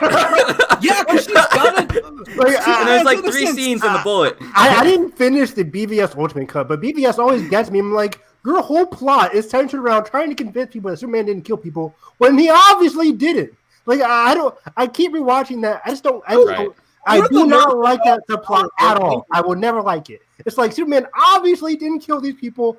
Look, yes. Yeah, but like obviously. No, but yeah, like we as nerds who know his power set obviously know. We obviously know he didn't, and like that's not how he works. But like people don't know how his heat vision works. Right, the optics of it. But I'm like, yeah. Put some CSI people. Like these people were shot. They were shot. Like, come on. And then we need Lois to convince people that there was a bullet. Like, I just don't get it. And she's just running around in circles. Again, look, maybe the military is racist towards it's a case of the audience knowing more than the characters, and just like it drags on for so long. I'm like, we already know, so it's not really fulfilling for us. Anyways, that's BVS Ultimate Cut. Anyways, for this movie, I just feel like she's walking around doing her coffee runs. I'm like, I get it. It's depressing. But I'm just like, I just feel like she could do a lot more. And you know what? The farm scene is really good though, when she's like helping them back to like completely. Yeah. I love that scene. I mean, I understand like what Zach's doing because like obviously she's grieving. He said this, and then she dies in the next movie. Well, hold on. What, can we sorry. Yeah. Sorry. That's a little stuff that hasn't even been made yet. Well, it's made in his head. Continue, Nathan. I'm sorry. All right, now, I understand what Zach's doing because like this is only set like about a month after BVS confirmed. And I can understand. It's interesting because like you're doing like a full team ensemble. This is only the third like movie of these characters, their stories. So I understand like what's going on here. And in terms of like we have to like focus on the big players, especially since like we like advance so fast with them. And so when it's more like the side characters to the heroes, I can be more lenient on stuff like that because we're like passing through, it's not their own set standalones where like they have time to breathe and stuff. I mean, I can understand, yeah, like obviously like Lois isn't doing much, but I also understand like why she's not doing too much more at the time. Also with Martian Manhunter, just like my argument is like I know it's basically stuff he is here to be cool, and like a lot of the epilogue is too. I think that's just primarily in the focus of like it would be more enriched in the coming times of new projects if we were still to get those. Right. And that's very Marvel-y. Like, we don't need the setup. We'll see it in the setup. We don't need the setup for the setup. To cap the Lois thing, I think it's like, it's interesting because, you know, I kind of wish he was more tied to the central, like, apparently he was going to do some stuff with, like, I can't remember what the outline said, but I wish there was more of, like, I wish Lois, like, even like talk to Bruce in this movie, like had a scene with Bruce of just. I would like. I want that, but like not Zach's weird. Right. Romance I don't like that at all. No, me either. Ew.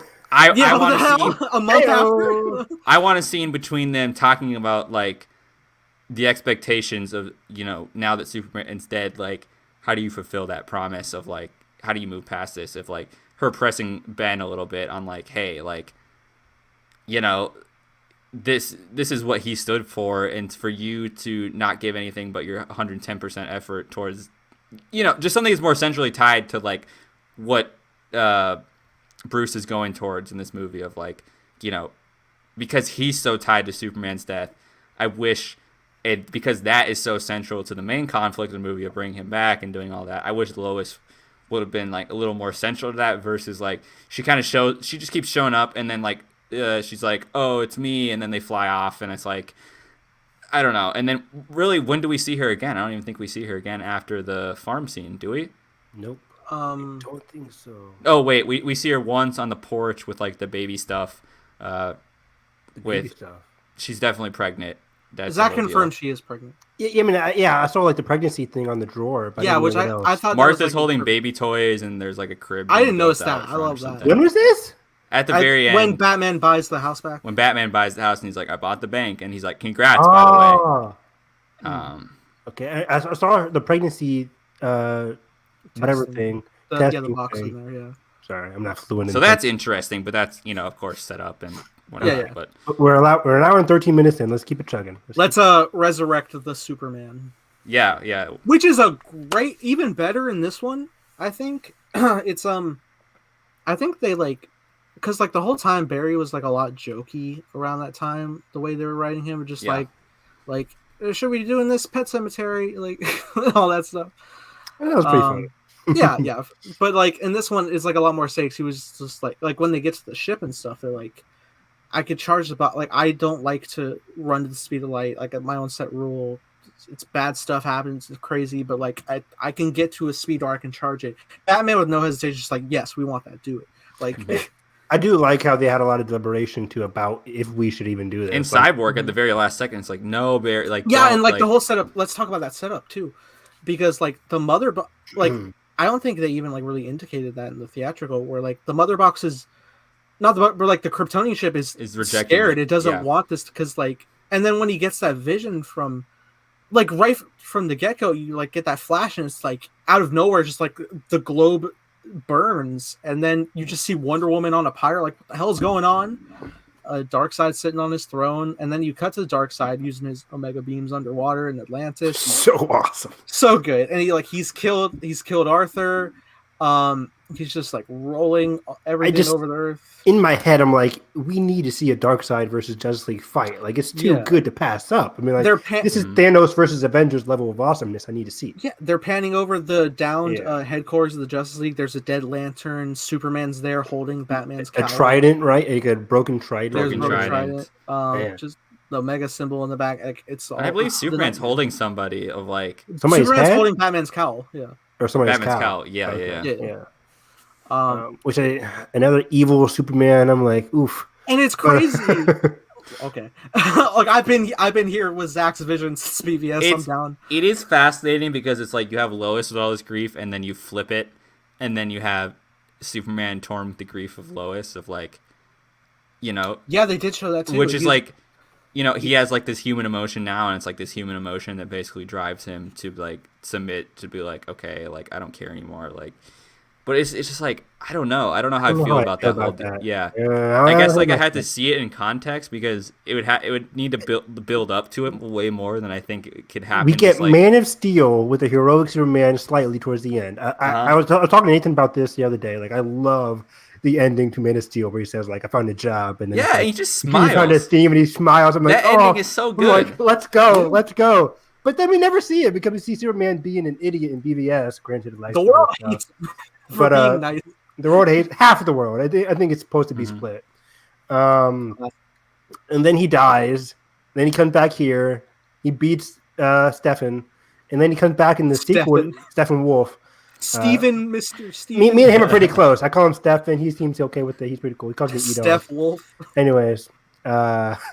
In the sequel now, the rumors like we're supposed to get another evil Superman. I'm like, wow, Zach, let us breathe with this Superman. I was anticipating that since Batman's Nightmares. Like, granted, yeah, sure, but it doesn't mean I want it. Like, okay, well, can it be a future?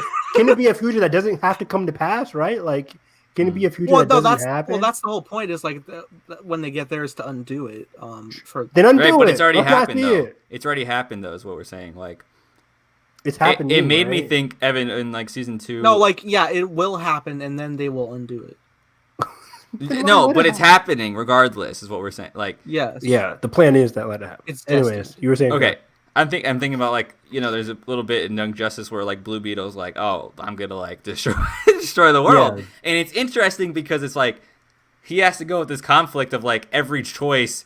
He now knows that. I'd much rather have it that it doesn't actually happen. Superman has to grapple with it and, actually forge himself into a better hero because of it, because he knows that. And it never happens. And it never happens. They happen to fix it. But I think Zach is teasing that it is going to happen down the line. And well, I can see it happening at this rate. Restore the Snyderverse. No, I can see how Superman can succumb, not just because anti-life, but because like not only the grief of losing Lois, but like a pregnant Lois. Which is basically what happened in Injustice, I'm pretty sure. Tragic. Yes. But also, it's like then he's just kind of out of the count in terms of growing as a character because it's just. And so is Lois dead. It's just going to be focused on everyone trying to revive it, and then he's just come back, and then it Evan, you're just an Amy Adams stan. This is the only thing. Maybe I am. She should have won an Oscar for Arrival. I'm sorry. Anyways, I know. I will also say like that scene when like Darkseid puts his hand on his shoulder. I was like That in was so awe because good. like I really like how Henry's playing the scene, but I'm also like, there's new Henry content, new Henry Superman content. Yeah, I love. I mean, that whole not flashback. I guess flash forward is so well done. It's like so Yeah. tragic and doom filled. I'm like, woo. So good. Granted, I wouldn't like it to happen, but I love everything Yeah. about it. I think it'd be cool. Like just like I think it'd be cool. I don't know. I mean, I don't know yet. It's just it's one of the things like, oh, it's gonna look cool, sure, but do I want to see it? Probably not. It's a good story. I mean, Is it though? yes. Everybody's dying. It gets solved. Yippee ki yay! and also I like like Bruce's Justice League. arc so much in this of finally having faith in people, and then like for the world to just be eviscerated again. It just is very interesting to me of like how that affects Bruce again, and then we see him like Because Zach at wanted. the end of his ropes in the epilogue, and I'm like, Yeah. do I want that to go round again? Like, I Because don't Zach know. wanted 2 sequels to Justice League, right? Yeah, like he part wanted 2 and 3. he Yeah, wanted the Doom-filled Empire Strikes Back Justice League where the flash forward happens and everything's yeah. dark. I And think then he it's wanted also like the third one, where everybody's happy. Then the third one, everybody comes together, and it's like Come a together. rehash. Well, It's a yeah. rehash of the big flashback that we saw, where Lanterns, Atlanteans, Amazonians, everybody gets together and fights Darkseid in the present and has to drive I'm him sorry. off. Real Zach quick, is so real quick, ambitious. this is funny. My sister texted me. She's like, I guess she saw Boogie. You remember how I was complaining about that? Oh Yeah, yeah. yeah. She was like, she just texted me 2 words: "Boogie suck." I was like, I know. Side note, Nathan, I got a free screening from Sony to go see Boogie, and I'm like, I'm not going. Oh my god, I'm she not said. going. Oh my god, she also said bad story, bad acting, bad editing. Oh no, poor Boogie. I saw Boogie on the box office update this morning. I was like, oh, it's made like $3 million bucks. I got an email like on Friday saying you got an invitation to see a virtual screening of Boogie. Boogie. Please accept or decline. I'm like, I'm going to decline this. I do not want to go see Boogie. But okay, what I But was, yeah, what I wanted anyways, to get at is gotta like, keep it going. I also find it interesting just the whole like nightmare setup stuff. Mhm. I'm pretty sure like it goes a route of like changing perspective for Batman because obviously in the midst of BBS, Flash very much met Superman. We know this, and I think at the time he believes this, but now he's at a point where like with Darkseid coming, he's like, and that we need Superman. I'm pretty sure even at that point, at least when they're resurrecting Superman, he's just of the belief like Flash man, like when I had to bring everybody together, we have to stop Darkseid. So that's what he believed at the time. Mhm. But now that Superman's alive, and we see like later on he's still having nightmares about him, like maybe it is still coming. I don't know. This is worrisome. But oh, this is my friend Superman. Like it can't be. So, Exactly. and we kind of get like a little bit of that more like when Clark is resurrected, which we're gonna get to. But I love when Cyborg sees all that, and he's just like, it's like the final second. He's like, no, and Barry mishears. It's like, go, and it's just like, oh God, wait, no. This is- Stop. oh shit. And he just goes for it. And I don't think this was in the theatrical, where like it dips in, but then it starts dipping back out because Barry's reversing the time. Yeah, I don't remember that at So all either. cool. That was Read the really line cool. perfectly. And of course, is a precursor for what happens later in the Yes. third act, or like what I don't just no acts in this movie. Like Best comic book movie and I scene of all love thinking- time. I love thinking of that from like a concept of like he's literally like his own like set being in whatever he's in, and he can just like you're moving something like along a timeline. Yeah. Physically, it's so good. Yeah. What up, AJ? What up, no AJ? worries, we've just been talking Snyder Cut. You I was know, playing Among Us. Hour with him and on the 22 stream earlier. minutes. Yeah. Oh, sweet. Yeah. He killed me. It's fine. But yeah, then he runs through and then pretty like suddenly out of nowhere he just like shoots up out of there. Yeah, it happened. And like the whole time Aquaman was just like, this is a bad idea. We shouldn't do this. Like everybody's and Batman the whole time is great too, because he's just like, yes, we should shut up, do it. He's just so dead set. Because he's got that trauma from the dreams and Future Flash. But then we get Lois there, who I guess was probably about to make peace at that final time. That's what it seemed like. Yeah, Right. this is the last time she's gonna go visit him. She's gonna move on with her life, go back to Yeah. work, get a paycheck. And now this was interesting because like thinking about like the theatrical cut with like, you know, bad upper lip stuff, I was like, how much of this is going to be the same? And as soon as like, it feels like they were taking a long time because like Snyder's letting a lot of these scenes breathe. I was legit like, I don't think we're getting a Justice League fight right now. I think he's going to be okay. and then like the heart pounding starts, and like, Okay. here we go. But I thought it was handled a lot better. Like it's the same clashing stuff, like down to like Flash like running and like the Superman turn, which I always liked the theatrical. Always show. love that. Like, Always. oh hell yeah! It's so But badass. I think they updated it a little bit with like the different like hits and effects. Updated music for sure. There's no Yeah, it Superman seemed theme. a bit extended. I haven't seen the Justice League cut in theaters, but it seemed a bit extended. And we thank God we didn't get the Batman laying on the ground saying like "ow" or something. Yeah. Oh yeah.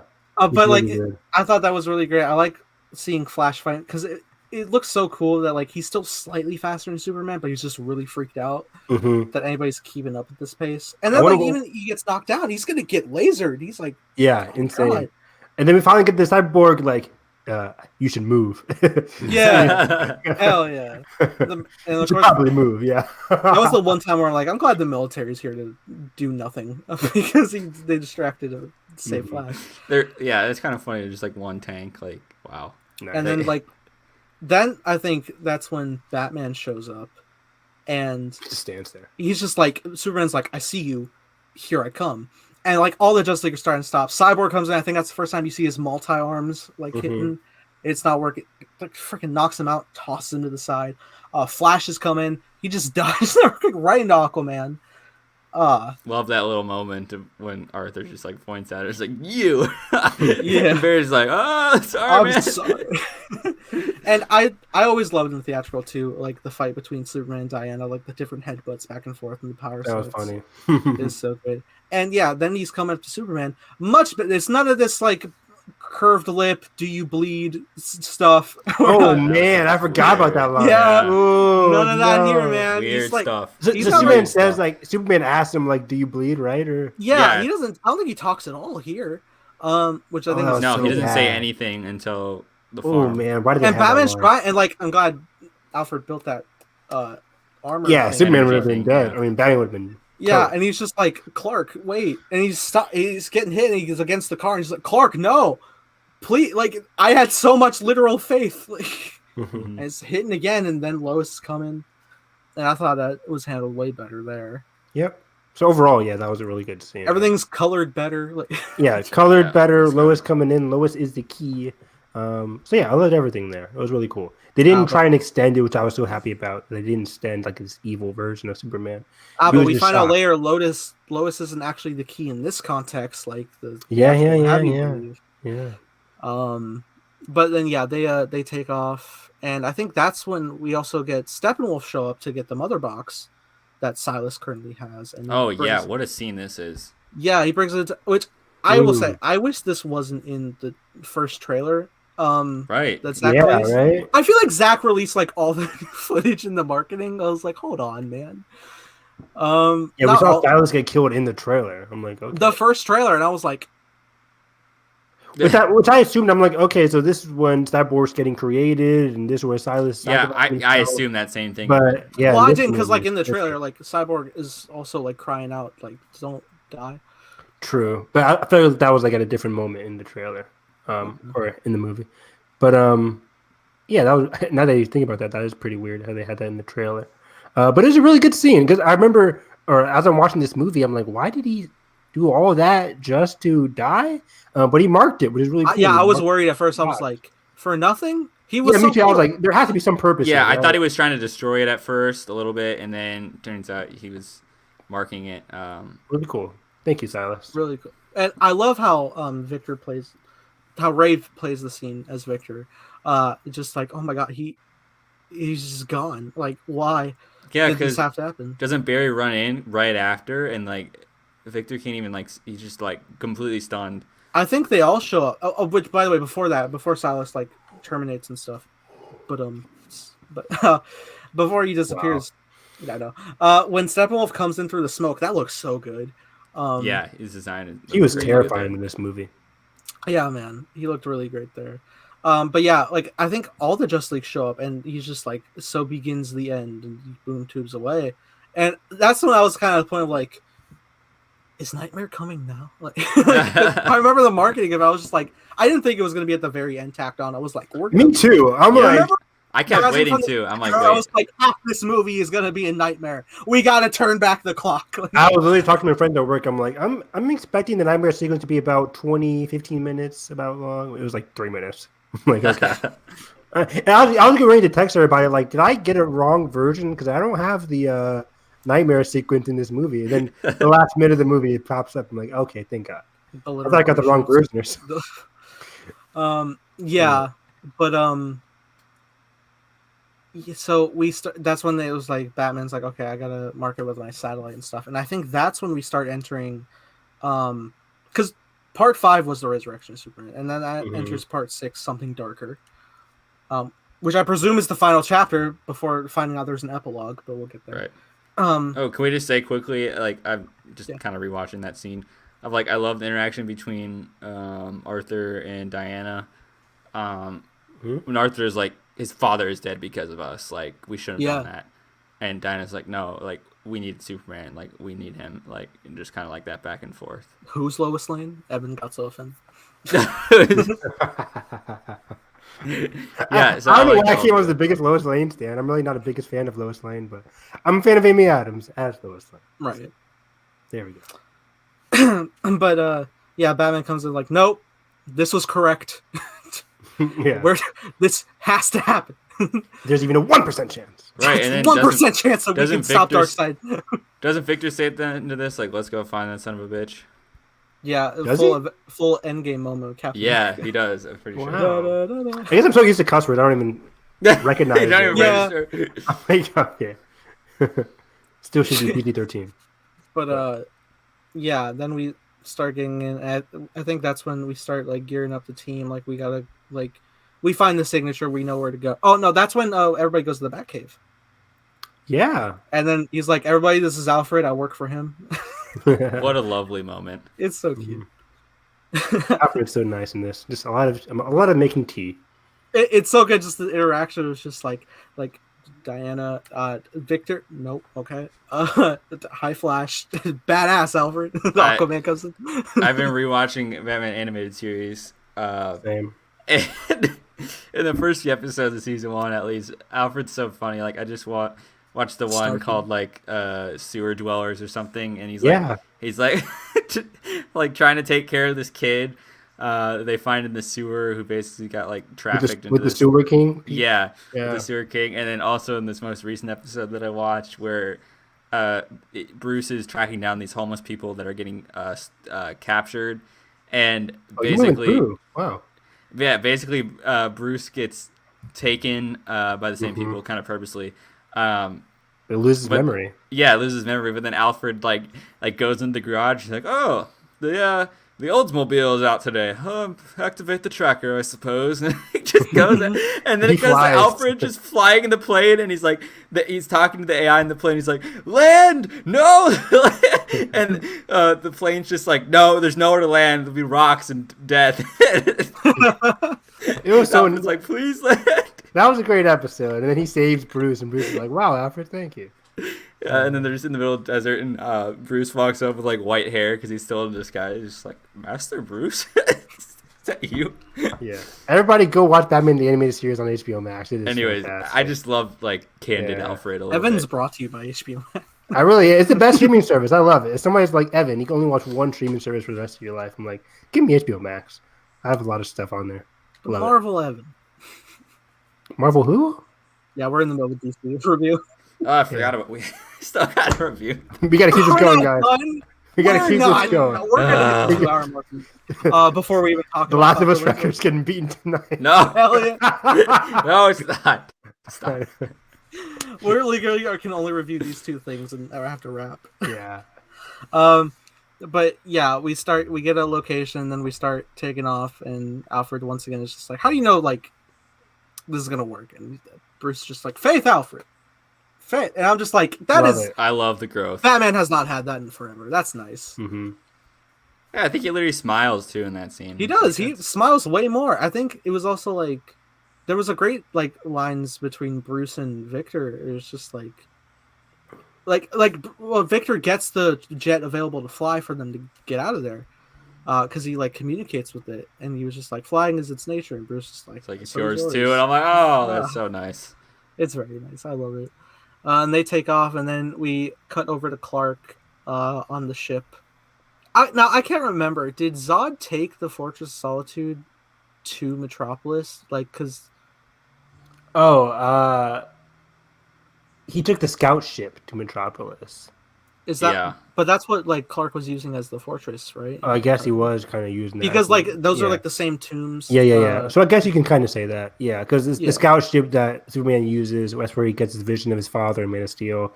That's the same ship that Zod uses to go to Metropolis, and the same ship that has the whole the birthing pods and stuff. Birthing pods and everything, and he was like purging. And that's the one that Lex experiments on in the movie. Yeah. So it all because I was just like, why is this? But no, that makes sense. And it's great. Like when he's walking through all the suits, which I think this is when I'll start reviewing suits. But in the moment, I love how like he's hearing both of his fathers of different worlds talking about like. Oh, that was beautiful. And just from rewatching Man of Steel, how like Jonathan Kent the whole time was just like the world's not ready. See you are yet, but then like at this time it's like it's time, son, fly. Like, that's not in the theatrical at all. Right. But it's so good. I love that. And I was rewatching Man of Steel. Where's that scene from where he tells him to fly, or is that just original? This is original here. That was original. Okay, yeah. Yeah, I'm pretty sure he's just like hearing stuff with his father. But I loved all of it. And even in Man of Steel, I still hate the whole gotta go back and rescue the dog in the tornado thing. Not my favorite. But I don't hate it. I just like don't understand. Like, why didn't you send the Man of Steel to just get a dog out of a car? Yeah, right. I mean, they could have executed it better. Yeah. Sure. But yeah, I just love the whole Jor-El, Jonathan Kent dual dialogue going on in there. It's so beautiful because Superman's character in these past couple movies is built upon those two characters, of course, and Martha as well. So just seeing it all come together was just beautiful. Loved it. Yeah, and I love the scene preceding that where basically like I think he says like I have a second chance, Lois, and I'm not going to let him down, like which is it's in because you think back to BVS where he kind of tells Lois like you're my everything, like basic, and then he just goes and kills himself. But now that he has a second chance, we feel a lot more assured by his confidence this time around. Yeah. Hopefully nothing tragic happens afterwards. But in the context of this movie, it feels right to kind of have a Superman that, like Batman, is hopeful for the future and not kind of like looking behind his back a little bit of like, oh, does Earth still accept me? He's doing it for the mission, doing it for everybody, and just kind of knows what he has to do. Yeah, exactly. So is this where you want to talk about the suits, Nathan? Yeah, I'll go discuss. Like, I think like the one actual issue I had with the movie, mildly, is just like the functionality of the black suit in the story. Because like I was saying in chat, we as comic fans, sorry, my cat's here. We as comic fans know the meaning and significance behind the black suit and the Death of Superman story arc. But in the context of the movie, it's just something that looks cool. Yes, I agree. In like the movie, I was even surprised that like he keeps the black suit on even like when he's back in his daily life. Like when he opens his shirt, it's still the black suit. And I was yeah, it is. Yeah, that final shot. Wow, yeah. I didn't notice that. That's awful. I don't understand. But then later in the nightmare sequence, he's back to the red and blue. So I'm like, what's happening? Remind me again of the significance in the comics of the black suit. Well, I think what it was, and like what I would actually pitch for the storyline is it's a suit designed to repair Kryptonian cells. I'll just say that. Okay, yeah. Which makes sense in the context that like Superman died. Yeah, it's easier for him to heal in that suit. So what I would say in like what you should do here is like have him put on the red and blue suit, and since it's like Kryptonian base, acknowledge that like this was a Kryptonian that was deceased, so like it can turn black in that way, and in that state it regenerates his cells more, probably make him even more powerful than he was. And then by the time that's done and complete, probably after the fight and everything, then it can return back to its normal colors. It just looked cool. And I still remember Zach always explained it by saying like, oh, practically since he got stabbed and in a blue suit, he's going to keep the black suit on. But I'm like, Hmm. no, right he's walking through the ship. It's right there. It's right there. This is your cut. Your cut, yeah, it's right there. But yeah, it's a minor complaint. It's not too much, but again, it just it doesn't add anything to his character. And again, visually, it still looks cool, and I love it. And like again, comic meaning I understand, but in the context of the story, it's not really much. Yeah. But moving on, we get the Chernobyl battle sequence. The original trailers. That's not Red Skies. Yeah. The recolorized. And this is just like absolutely night and day from the structure of the theatrical cut. No Russian family. No Russian family, which was like the progression is so much better, especially with Wonder Woman and Cyborg and Flash, obviously. Yeah. But also the Batman stuff I thought was a lot more like, because in the theatrical cut he's just kind of like off on the side running around. This, it felt much more integrated into the battle. It felt more integrated, and it felt more important, and it felt more like emotional too. Just seeing Batman like nearly like die, trying to sacrifice, or at least be a distraction for the parademons and everything going after him, while everybody else is focusing on the mother boxes. I'm like, oh wow, this is getting tight. This is getting pretty close here. Classic Batman fashion of like sacrificing like the $10 million piece of tech, and then just getting out, brushing it off. All right, next thing. I love it too much. Yeah, and this was straight up Arkham Knight. Pulling out into the Batmobile and just like turns everywhere, running through. He drifts. He drives backwards. He avoids a pillar and then turns back. He whips a parademon off and skewers it full gore. Oh my god, so much. Then we get the splash page shot, basically. No, yeah. Leading up to that, everybody coming together, like all the parademons are about to overtake the Batmobile, and then Wonder Woman comes in with your favorite Amazonian cry and knocks them off. Not that one, though. Aquaman hops on, Cyborg and Flash coming through, and splash page, just like, oh, it's the Justice League. Yeah, that was really cool. Loved that. They have come together. Rock song has been, that was also I think a Beatles song. All comes together.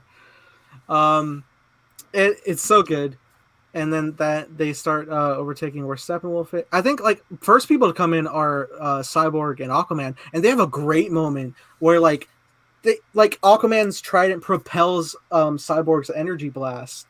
Yeah, like, rippling. That stuff was so cool, and like. It actually felt like the stakes were there too with like the mother box. Like in the theatrical cut, there's no like really stakes. They're just kind of all just running around. You really feel it because then there's that moment with Aquaman and Cyborg, and then Wonder Woman comes in. It absolutely just goes off on Cyborg. I mean, not Cyborg. I mean on Steppenwolf. And I don't know. I really like their, because did you guys notice too? Like her like little clash thing is like it was like more. Yeah, it was more like white in this movie. Like it was more like this like blinding like white kind of. It was like even like it's kind of like how Barry's like thing. You know, it's like in the speedster stuff of like how red and yellow lightning is kind of slower and like blue lightning's faster. It kind of reminded me of that, of like just more powerful. Yeah, super cool. I love how throughout the fight, Steppenwolf keeps taunting Wonder Woman and just like, "I let your island burn." Or watch your island burn. And she's like, "You're lying." Yeah, my mom's no, liar. It's so good. Who's playing music? Oh, that's Kelly. Okay, copyright. I'm gonna get deleted. Kelly single-handedly destroys my channel. No, but it's so great. A lot of great moments. The whole plan is Cyborg has to go in. And he has to separate the mother boxes from the singularity that will bring Darkseid. Flash has to get enough charge to wake the mother boxes for Cyborg to do that. So while the whole time Flash is running around, he's not pushing a random truck of a Russian family out and that's it. He's and running through like green neon blood of parademons. He's actually like running through, getting that charge. Batman's taking out parademons on their turrets. I don't think we even got those before. Can we just say the one parademon is just that man shooting Barry in a circle? It's so funny, but it's so good. And then like it like pays off because Barry gets like scratched a little bit of like nearly going to the speed of light, and then just getting that huge gash, and he has to heal. Yeah, and dude, the way he was selling that pain, oh my god. Yeah. And I love the editing of it because, like, Barry comes out of it, and then I think that's when the boom tube opens up, and we get our first glimpse of just like Darkseid just looking in on the situation. Also, before that, just like leading up, the entrance of Superman coming in to join the team. Right. Oh yeah. Like the whole buildup was like, okay, Cyborg gets taken away by Steppenwolf, and then they fall to the ground because Wonder Woman does her blast to the shield, knocks the whole bridge down, and then Cyborg's flying back up. Steppenwolf's gonna get him, but then Lasso of Truth caught by Wonder Woman, and then Aquaman joins in to pull down. It's so they cool. barely can. Keep It's him so off. intense. I love it. Yeah, and then they get it, and I think like they fight some more, and then Wonder Woman goes to save Aquaman from under the rubble, but they both get caught under, and then he's going to get Cyborg, and then Superman just out of nowhere, bam, blocks the axe. Just like not impressed. It's such a better entrance because in the theatrical edition, it's so like staged, just like and everything gets like quiet and the sound he's mix. like, I believe in truth, but I'm also a big fan. Ooh. Oh, I just think back to the Jeff Johns tweet. Get ready to revise your list, guys. And the Frost Breath was so much better in this. It was not. Yeah, I'm happy that was still included because Yeah. I always wanted to see Superman use the Frost Breath. So I was like, all right, cool enough in the theatrical, but here I was just like, oh, it's even better. Like he just shatters it. It didn't like draw attention to it too. It didn't like be like, oh my god, it's super. It's like he's just doing it. Like what I mean? And this is like some of like the most fun action because like he knocks out the axe, drop kicks Steppenwolf back, and then Diana's just happy that Cal's around. So she smiles while doing the thing, and like Aquaman's whipping him through. All the punches from Superman look so great. They're so good. Yeah, it had some Man of Steel flashbacks in terms of like the way they set up like Superman's punches and everything. And they all finally have like this chemistry of like fighting, like they're completely different from even when they were first like went down and like rescued those people in the first action scene of them all together. They were so much more unified in this, and then of course like the tension builds up all of this, and then it's just like you get so stressed. I was so stressed at this moment because Barry like gets out of the Speed Force. And it's so intense because like Superman's preoccupied with Steppenwolf from it. He pins him down. Pounding on him. He's punching. He's laserizing. He cuts off a horn. He's an amazing shot where he punches him, lasers him. I'm like, oh my god, he's just going in. I'm like, wow, god, dude, he's not stopping. And like, they're trying to get through, and like even I think at a point like Victor's just like in pain. He's just like Barry. Now, but like he's just like he's trying and it's not working. And then Darkseid comes in.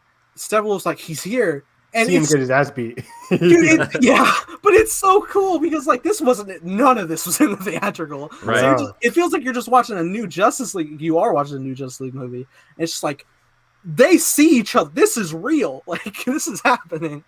And then just out of nowhere, like it's too late, and they close up, and it's boom. Gone. Humanity's gone. Like reality is gone. But then Barry like stops it, and just like all the like everything around him is gone, and he's just like charging up, and like he heals, and he's hyping himself up. And I think what's the line he says about his dad? He's like, "Dad, if like." Something like that. If you can hear this, your son was one of them. Best of the best. So cool.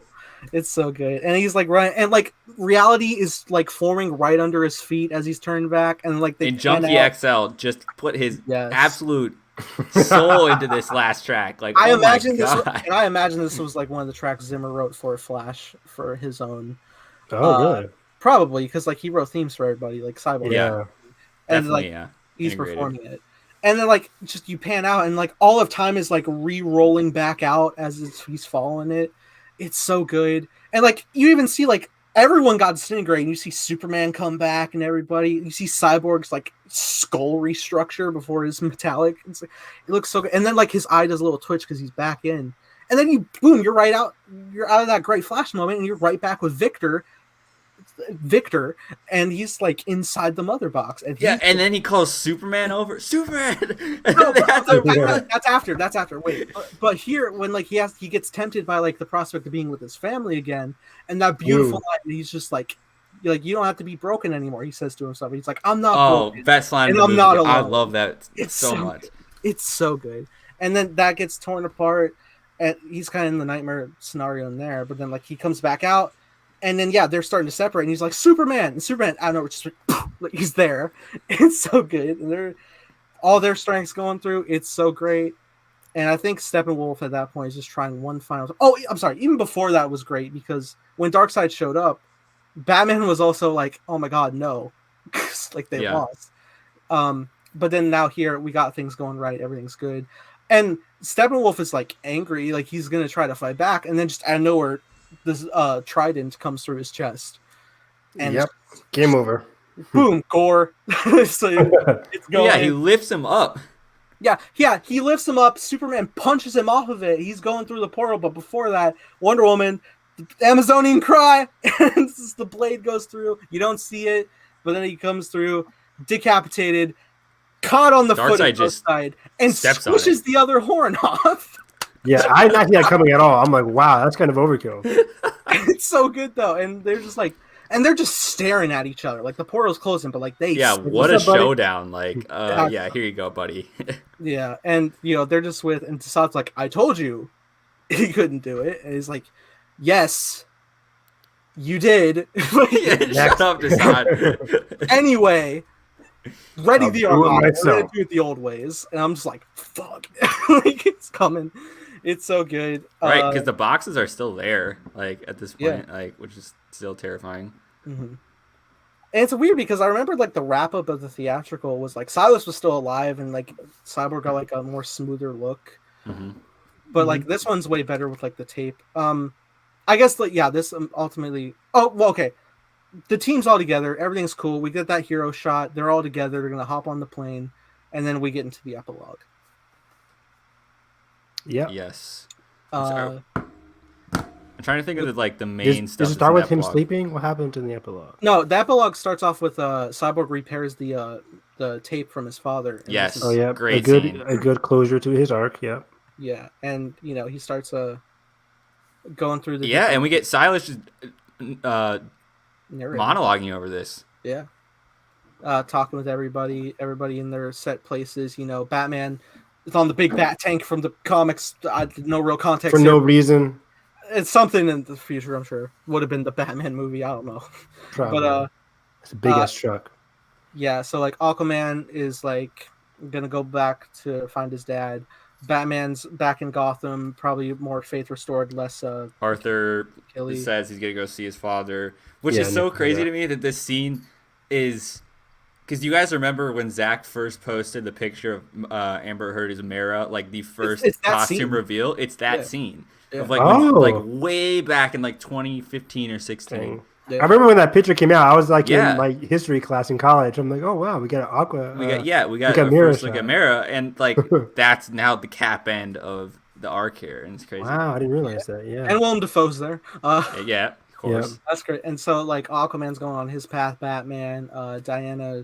She's like dressed in black, but she's like holding the arrow, I think, just like glancing back. Yeah, it seemed really like they were setting up for something different for the Wonder Woman 3 there. Mm-hmm. Maybe. Or I think Zach's version of Wonder Woman 2, maybe, which might not have been 84. It might have been something else. Well, 84 was made after theatrical Justice League, so. Yeah, so I don't know. Maybe Zach was preparing for something to do like maybe his idea for a sequel would have been set in the present, maybe not 84. I mean, it's funny to think like the grand scheme of like people like dealing with the grappling of like a Superman in the world when it's just like remember when the whole world almost killed each other for wishes, like yeah. But that's whatever. I love that movie. Shut up. I like I like it. The Wayne Manor scene in this where they go in six tables, room for big round room table. for more. Room for more. God help us, he says. It's so good. Yeah, he buys the bank back. He buys the bank to save Clark's home, which I love. Funny the Barry scene is fantastic. Yeah, this was less. I feel like this was cut differently than this was entirely cut, right? Yeah, this was not even in the. Well, no, Barry was running in Central City, but like this one was like a lot more. It was a horrible run. Yeah, this one was like a lot more like happy and free, just like, and then he also like disappeared into like a force. Like that didn't happen in the theatrical. Now. Yeah, no, I'm talking about the Barry scene with him and his dad right here. Yeah. But yeah, it makes me wish that Flash or the new Flash movie would wait for Billy Crudup's schedule. I know he's so to good. Like, free up because he's fantastic, and I like would love to see that's his that. dad. I believe. Yeah. That. Like, Oh, Evan, No, 2 minutes of screen time in this movie. He's And great. it was great, though. He's great. He's great. He's fantastic. You don't need to start the movie for him. oh, You don't need to start the movie for him. we've stopped the movie so many times. We could stop it. What, Again. what is he doing, by the way? Is he doing that I don't know Apple what he's TV doing. show? I forget what Must it's be. called. I mean, he was Emmy nominated for that, I think. So, The morning. yeah. There's a show on Apple TV with him. It's like The Newsroom or something. I forget what it's called. The morning show. But the morning show. Yeah, Yeah, he's in. Oh yeah, I exactly. think he's in it. With him and Steve Carell and Elizabeth Banks, I think. Whatever. Reese Witherspoon? Reese Witherspoon, not Elizabeth Banks. Oh I get the yeah, blondes. J.K. Simmons lights the bat signal. Yep. Diana and Aquaman, and then Victor is. What's he doing? Oh no. Victor was in the beginning of it, listening to the recorder. Right. He's like a lot more like open. I think he like went. Right. He took to flight again. Yeah, he does. And then we Clark Kent is alive conveniently. At the same time, Superman is also alive. Yeah, how did that happen, Clark? How'd you come back there? We had a whole I mean, funeral and cannot work for everything. the Daily Planet anymore. It makes no sense. It makes no sense Wait. whatsoever. Oh yeah, okay. I'm like trying to fast forward through it, but the first full scene we really get in this epilogue is the Lex Luthor Oh God. prison reveal. I was so weird. Like, so this was a Zack scene, not a Joss scene? Zack Yeah. really tried to set up a whole. Yeah, that was Why? Well, no, it's Why? interesting. No, there actually is some. There's recut stuff from this scene. Like the whole like League of Our Own line from the theatrical. Yeah, that wasn't there. Yeah, you're right. But yeah, I guess only a month after. Zach, or no. So who freed Lex? Was that Joker? No, I don't. Who think freed so. Lex? I think probably just his own people because he's. Because the guy was laughing. I'm like, is that supposed to be a Joker reference? No, dude, he's in Arkham. Everyone's crazy. I guess so. Yeah. Crazy bald dude. But yeah, he gets out, goes to, and then we follow Deathstroke, meeting up with him. It's just like he has a vendetta against Batman. That probably would have been the Batman movie. Yep. Yeah. Now this is interesting for sequel stuff because we get the reveal, or Lex. Obviously, Lex knows this stuff, but Lex tells him Bruce Wayne, and like. Yeah. That's a fascinating Batman dilemma. Love that wasn't in the theatrical. No. But it's interesting. Like, how would that affect Bruce? 20 years later, Bruce, like he has nobody to care for anymore. So his reveal that he is Bruce Wayne doesn't really affect him too much. I guess more. Well, Alfred's still around. I don't know. I guess Alfred, yeah. But it's less of a like with Spider-Man. You're like, oh shoot, Aunt May, his friend from high school. Bruce is like. Everybody I cared about is dead. But I think it affects him though. It's like he can't just be chilling at home. Like, oh, and then I'm gonna go down to the Batcave at night. Powerful billionaire vigilante has not answered for these 20 years. Yeah, very true. Very true. I think about another Young Justice plug. Oh boy. Who's the crazy news reporter in the Young Justice? God! Imagine that guy just talking about an exposed Bruce Wayne. All this time, 20 years in Gotham. Bruce Wayne. Stuff like that could totally be an angle for that. Totally. Yeah, man. And then after this was. That's when we. I feel like there's another thing. Probably not. No, it goes right to Nightmare. Okay, yeah, the skull. But he has to wake up. Yeah, he has to wake up. So we beautiful sunrise. Mad Max. Yeah, I'm like Bruce. Put some windows open. I mean, shoot, that's a lot of so many windows. Like put some drapes or something. It's so bright in that lake house. Yeah, right on the lake. It's reflecting off of there. Can we talk about the nightmare? Yeah, I'm watching it as we speak. So we go through. We know the confirmed group. Before we talk with the big man, we got Batman here with Cyborg, who I thought was like a mangled hunchback, but he's just hiding upgrades. We got Deathstroke right after that scene, which is fascinating. So weird, yeah. Because it's the future. Mara, who is alive, and also Flash in his BVS future look that he warned Bruce in, which I thought was cool. I wonder if they did anything to Ezra Miller because he looks quite different. Because I know it is Ezra Miller, but like he just like his face looks. And this was like newly shot, right? So maybe that's it. This is probably shot. I guess so he looks a bit older. Has some But, scruff. Sure, which makes sense anyway. But yeah, they're trying to navigate. They're like out in the open, like he's gonna spot us. They're on their way, and then Joker's coming up. We have that little talk between him and Batman, which is Cool. It's cool. It's very much fan service, but it's Right. The best Yeah, Batman and Joker scene of all time, guys. Come on, down, I know, but- calm down. come on. Yeah. Okay, yeah, no, but it is. I will say it is like I found it compelling as hell because I like these characters a lot. It was good. Yeah, I like the I like the Robin stuff the most. Of Yeah, like, that was absolutely, most of because it. that's so Joker of like absolutely taunting him like that. I Yeah. don't know if I like Batman's response really. What did you say? Well, okay, so yeah, Joker's taunting him about the death of Robin that he killed, The boy Wonder. and then he's like, okay, well, that's funny because when I was holding Harley Quinn when she was dying, and I was worried. I was like, don't keep them a romance. And luckily, no, Harley wants Joker just as dead. And I was like, thank God. Birds of Prey storyline. Yeah. But yeah, it's like he said, I promise her that when I kill you, and I Believe swear, me, I will. I will fucking kill you. He Yeah. says. Like Batman said, fuck, he did it.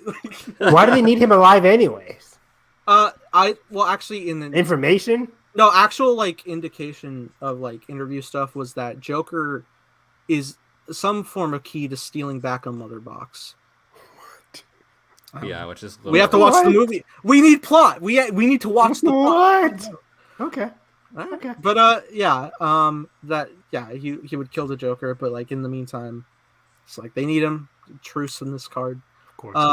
And I like how Jared was playing this day. I think it's the best he's been Joker so far, and I think his look looks way better. Yeah, his look was I good. think it looks better. Yeah, I liked it. I like that he got to like play out his scene. I like that. I was compelled. I will say he's getting like a little hokey when like Superman shows up. When he's like just like hold on. Yeah, the way they shot it, they kept zooming in on his glove and everything, like his hands. Well, I like like out of focus. I especially like when he's. I don't know if I liked that. Well, I liked it the most when like he was holding the card and like he was like, "Why you send a boy wonder to do a man's job?" And like because it's like he's the killer. Yeah, I like think they that. shot this so shallow because if you look at the behind the scenes, they just had a green screen and lights. They didn't have really any practical besides like the car. So they shot it really shallow just to make it look cinematic. Like yeah, I'm not the biggest fan of the way it was shot, but I did I like the dialogue in it. So yeah, and then like you just hear like the sonic barrier break, and it's like they found us, and like a Cyborg comes out with his like full like Gatling gun and everything. Superman's here, and it's like they're oh dead, my God. right? They're dead.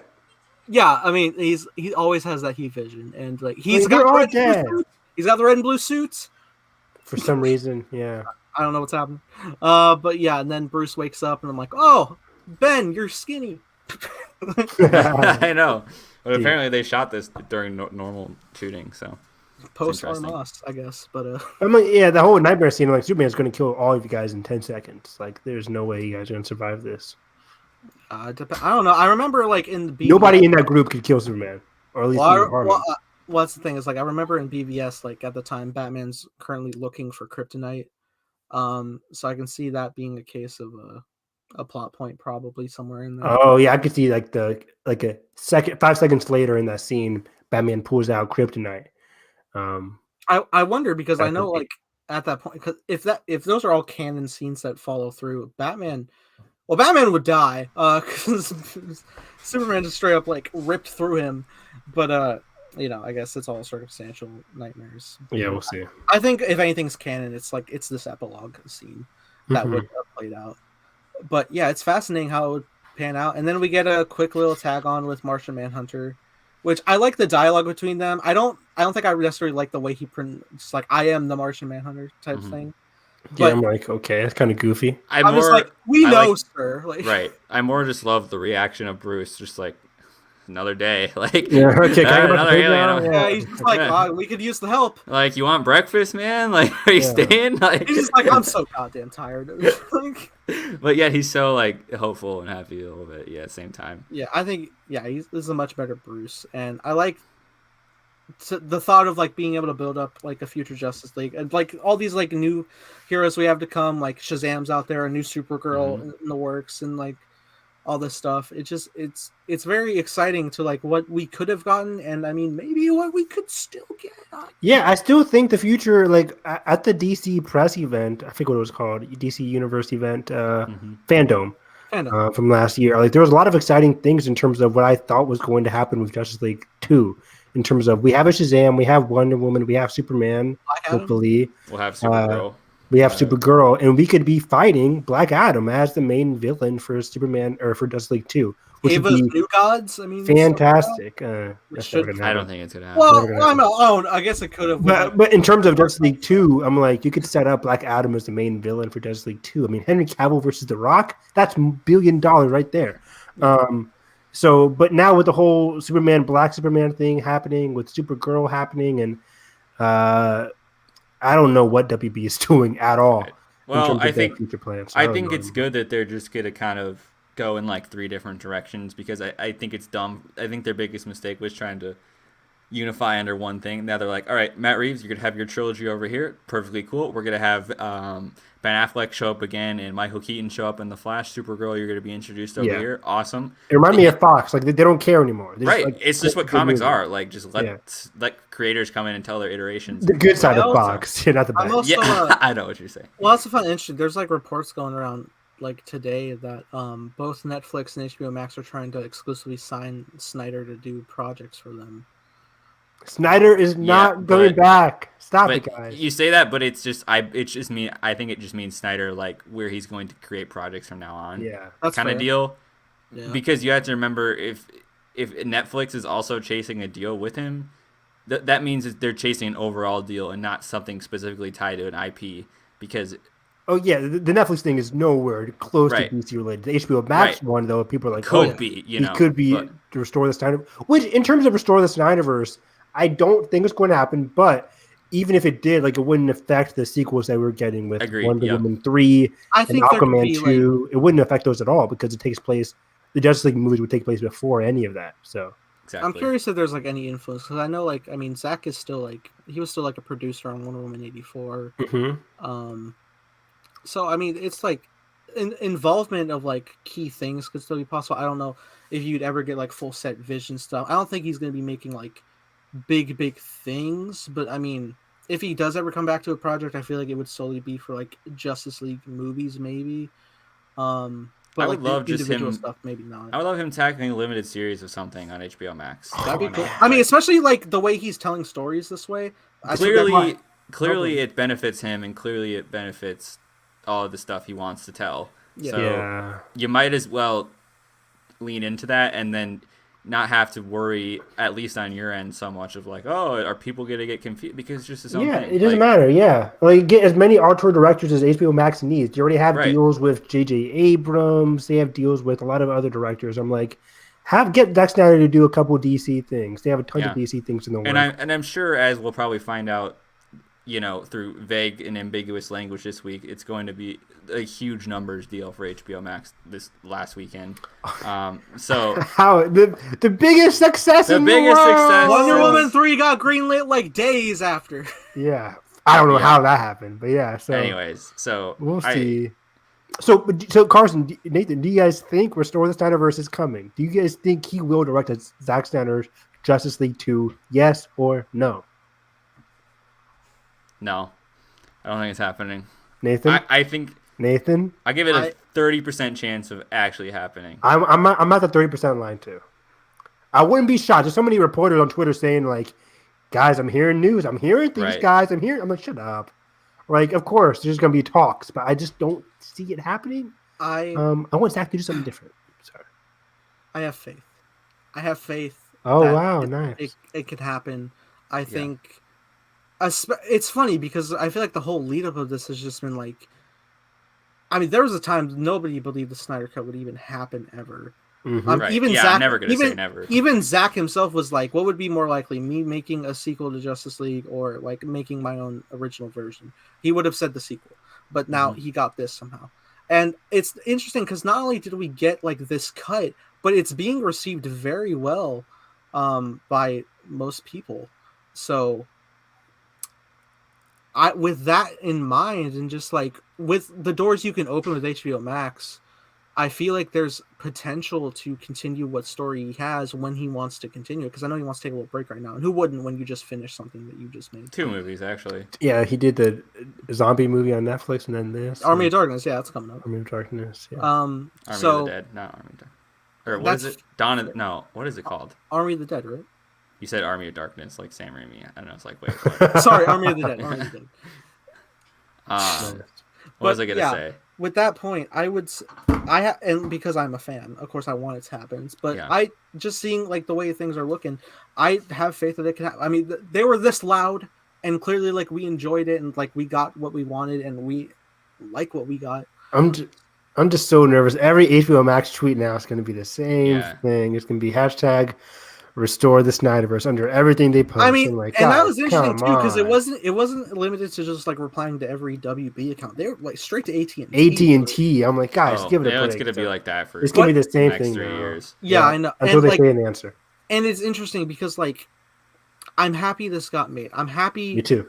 The good fans got like this happen. I don't like that, like the toxicity driving such a movement, but like the fans who actually cared about like Snyder's vision, like these characters in a positive, like non-toxic way, I'm in the full support of that era. Yeah. So it's like from that prospect, I have like faith in that. So, you know what's funny?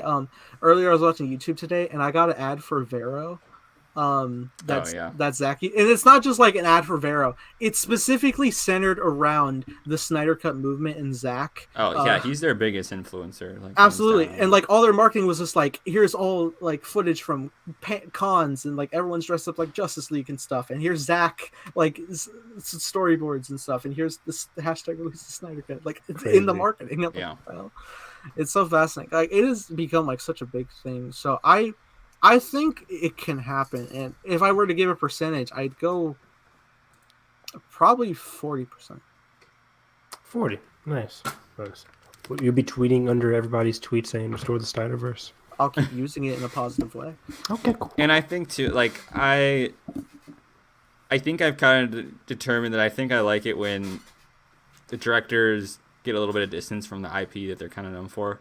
I think it was great that Nolan, like during his Dark Knight trilogy, that he went every other with his films. I think it really helps filmmakers like come back to the IP and not be so like you know, just so in the trenches that like you can't see anything else. And I think it's good that he's, you know, went on did Army of the Dead, and apparently he's doing some King Arthur adaptation, which maybe I hope not. I hope he finds another original project. Joby Harold. Joby Harold, here we go. Interested in doing it. I don't know if he signed on. Yeah. Anyways, but I kind of like when, you know, and hopefully if Rian Johnson ever comes back and does his thing still, like it's gonna be cool that like, you know, he did a Knives Out sequel and a TV show in between, like, you know, just doing other stuff to just kind of before you have to gain new perspective on that stuff, because like, you know, who knows, Zach can come back in 5 years and be like, oh, you know, maybe I want to tweak some things with my storyline because like now I have some perspective of how like I feel like those characters would have evolved. So I think that's how I kind of feel about it as well. So did you guys like the movie? It was good. I give it like a 4 to 5, 8 out of 10 kind of thing. I think it was solid. It was really good. I didn't love it. I think it's like my third. I think I still have Man of Steel, Wonder Woman, and then this movie probably. But I do love Shazam. It's hard, and Birds of Prey. Yeah, but I think this one had a lot of depth to it, so I liked it a lot. Yeah, I think my top 3 is probably the same. I think Man of Steel is still my favorite. Wonder Woman number 2. Either Zack Snyder's Justice League or Shazam. Yeah, those two are classic. Yeah, and so it's interchangeable. I don't know.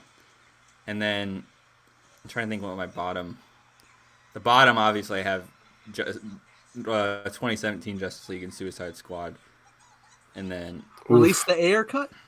Nah, that's not going to save that movie.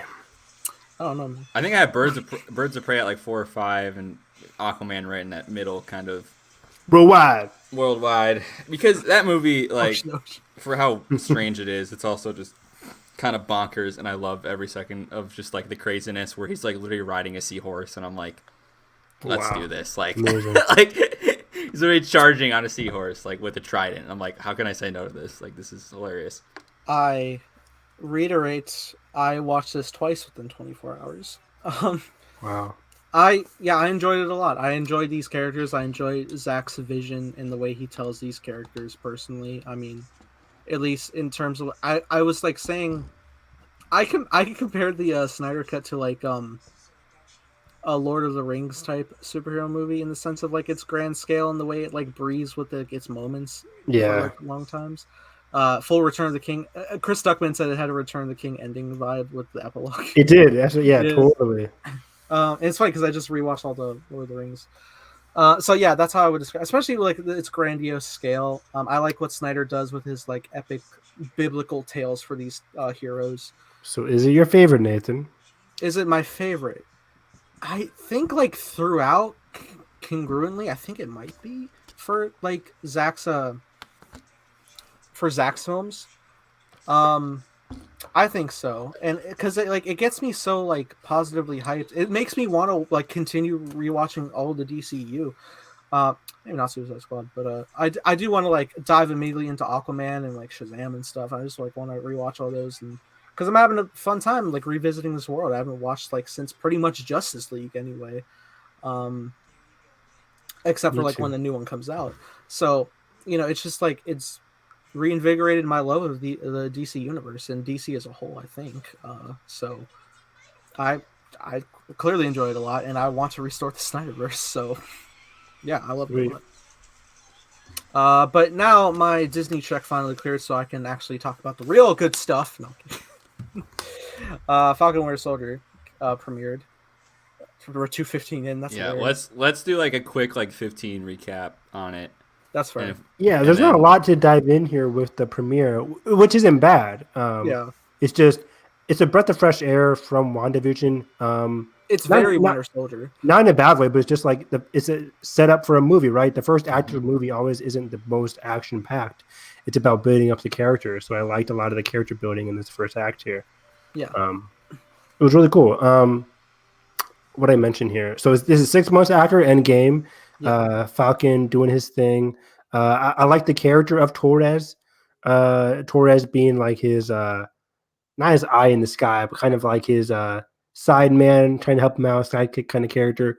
Yeah. Joaquin Torres in the comic books is the character that takes the mantle of Falcon after Falcon becomes Captain America. Like the next Falcon after Sam Wilson is Torres. I like that. Is that going to happen in the movie or in the TV show? Probably not, but it's a fun Easter egg. Yeah, Anything's possible in Marvel. anything's possible. But yeah, it was a fun Easter egg I found there. Overall, I like the introduction. It reminded me, I think, purposefully, straight out of Winter Soldier, where Sam was literally fighting the same villain from the beginning of Winter Soldier. It's Batroc the Leaper, man. Batroc the Leaper fighting him, fighting Sam there, which is really cool. I saw him. I was just like, Yeah, I was like, oh wow, I knew he was gonna be in the series. I didn't know he's gonna be in the first damn, act of the nostalgia series. hitting me with a Winter Soldier. Big Winter Soldier vibes here. Oh all yeah, around. and like Henry Jackman's back doing the score. He did. Yes, he yeah. did Winter Soldier and Civil War. Mm-hmm. Love those scores. yeah, it was like a big what's that? Phase 2, Phase 3. What? Winter Soldier? Winter Winter Soldier. Soldier's Phase 2. Phase 2. Phase 2. Yeah, 2014. big Phase 2 2014. throwback, and yet it feels like evolved in the sense that we're after the events of Endgame, and I really like how it grounded the heroes in the sense of like, okay, we got to go to the bank to try and get a loan to save my sister's boat and her kind of This jerk. business. It's Yeah. like asking for Oh, photos. asking about the and then like asking for another picture. I wanted to punch that man. Oh, horrible. And then I He's really worse than Sitwell. yeah, and so I really like that kind of humanizing stuff, and also the decision to like, we knew this show was gonna be progressing to take up that mantle, and I love that he doesn't even have the chance right away to consider that decision. He makes that speech, and then he kind of just puts the shield aside, and then it comes all the way circle back at the end that like, the government has already stepped in and said, oh, we need to fill this void, and that just sets off the catalyst for the whole show, and I really loved how that really played out. And let's too. also talk about like the core of Sam and Bucky, because Yes. they got like a lot of things on their side. Like Sam, just like right off the gate, he doesn't want to be Captain America. Like he doesn't feel like he belongs in that role, like he deserves it at all. He thinks it's solely there was a Captain America, there cannot be another Captain America. Yeah, it doesn't feel like he's earned it, right? He feels like it's too not in good taste, so he feels like he's not really ready for the mantle, which I like. And when he's talking with Rhodey, which fun cameo there. Yeah, that was awesome. It really just feel like Marvel's so chill that they could just drop someone just like, yes, this fits. Like, yeah. Which is great. But yeah, like, he's talking to Rhodey, and he's just like, when I was telling Cap, like, I told him it felt like somebody else's, but like he didn't bring up the line. And Cap's like, it's not. It is yours. Also, Anthony Mackie was also saying when he was answering a question about like why wasn't he Captain America or why didn't he take up the shield. Anthony Mackie also gave some clues and said, let me find the quote here, that he didn't want to do what the government was telling him to do. Like he felt like if he became Captain America, he would have to follow what the government like was supposed to do, the whole Sokovia and everything. Staying in cords, they always staying come in cords. back. So he's like he didn't want to be like the government puppet, which is again a throwback to the end of the episode where now we do have a government puppet in the case of U.S. Agent. So that's gonna be very interesting. John Walker, I think. John Walker. What a white name. The whitest American. Walker, Texas Ranger. Yeah. I don't know why the hell his ears are out of the cowl. Cap's never was. Yeah, it was so goofy, but I loved it. I love all the Carl Hendrickson photoshops that are going up. But yeah, that was great. I love Bucky. He's still facing his trauma. Okay, I will also say Bucky's arc is phenomenal. So cool. And I want to say real quick, the Winter Soldier theme is just so good. It's always good. I love it. So good. Give me all the Winter Soldier themes. So I wasn't even considering a flashback at first. I just saw like I was like, yeah, okay, Bucky's here, but then I saw like the long hair and stuff, and I was like, imposter? Like no. Yeah, this has to be a nightmare, right? No, it was a flashback nightmare. And it's just like, oh god, and it just makes it like even more heavy hitting in like Civil War when Tony's like, do you even remember them? Ask him about his parents. And he's like, I remember all of them. It hurts. Love me some Civil War throwback. And it's cute later, like, you know, he's like having a date with that girl as set up by the old man, but the old man is the father of the dude he killed. Oh man, that was a great reveal. That was a great reveal. I was suspecting that, but I was like, yeah, maybe. But that's some deep shit right there. You're befriending the father of the guy you killed. What do you do? What do you do? You gotta make amends. Again, I love when it comes to every fictional story. I love me a redemption arc, and the redemption arc for Bucky is just perfect. At this point, is this man too old to take the news? I'm scared. Yeah, I wouldn't know what to do. I wouldn't say anything. I can't do that to him. Maybe by the end of the series, he's going to say something like, "I know what happened," but that just seems like that's too deep. That's so dark. Oh man. I love the for otherwise, you know, therapy scenes can be pretty mundane, but like this was really, really great. Of like, you know, he's like, "No, I'm not having nightmares." Like, and she's like, "You're literally lying to me." Like, you know, like, and I love they snuck in like this is part of your like, you know, decommissioning from the government. Like, we need to make sure you're stable. Like, the fact that still that's just like looming over him is like, how can he even live? Like, and every like normal human thing just feels weird. Like, I love the date scene of like, you know, he doesn't feel like he can stay and be in like that space of like putting himself out there. I was also taking notice how many beers he was having because I completely forgot. With the super soldier serum, you can't get drunk. He's just going for it. Yeah. It was so funny because like she was like, "I'm gonna grab some drinks." I'm like, "This man has had 3 already." The date was all very funny. I'm like, she was like, "Oh, my shift ended 10." I'm like, 10 o'clock for a date? I hope she comes back. Honestly, yeah. Maybe, yeah, she was pretty good. And she's like, "Oh, what about the gloves?" And he's like, yeah, he's just like, yeah, that date got all like wrong. This is the first date, and you're bringing up like, "Oh yeah, his son died." I mean, like, can you bring up some other thing besides other guy's dead son? It's like, geez, didn't go so well for his first date. Which is why I'm hoping it could like revitalize. But me too. But Bucky deserves a happy. He does, right? Come on. Absolutely. Oh, we also hopefully it's not Sharon Carter. I don't want that. Oh no. I don't want that. No. People have been theorizing. We also know from the therapy session that Bucky's ignoring texts from Sam. Yeah, which is cool. I guess Sam's like, help, like, That's hey, bud. cool. I was like, Hell yeah, yeah, no friendship. toxic friendship. Not Let's cool. go. But like, I meant in the sense that I like that Sam's story. keeping in touch Yeah. with his friend. Well, That's nobody what else is. I guess Tony Stark's. I guess you're not where's, texting Wanda. where's Pepper Potts? Is she just like, nah, like I'm sitting on a cool Peace out. $5 billion? Like, I guess. She's taking care of Morgan. I don't know. Yeah, she's a Oh, daughter. yeah, but like. But I'm like, nobody's gonna text Wanda. That's Happy's department from the Iron Family. Yeah, what's happy? He's helping out Peter Parker. Yeah, he's helping Peter. He's helping Peter right now. 6 months after. But yeah, I love all this. I want to talk about the Flag Smashers real quick. Yeah, let's do that. Which because you said Torres was his name? Torres, yeah. Torres. That he was saying that this is a group that thought the world was a lot better in the 5-year span when half the world was gone. And you even see that with their logo being like the 5 over the earth. I really like that. And then I was like, oh my god, is this like Zemo mask Thanos theory gonna be real? Which I'd be fine for, but it was just like it's interesting. But yeah, it was cool. The Flag Smashers, they seem to have some kind of like Nathan explained, they have their mode of being they like the world back to where it was. The episode was called New World Order. New World Order, yeah, so that's where it kind of goes into. But they also seem to have the New World Order in terms of that can also tie into the Captain America thing, the New World Order. Yeah. But also, what was I going to say? Oh yeah, the super strength they seem to be having.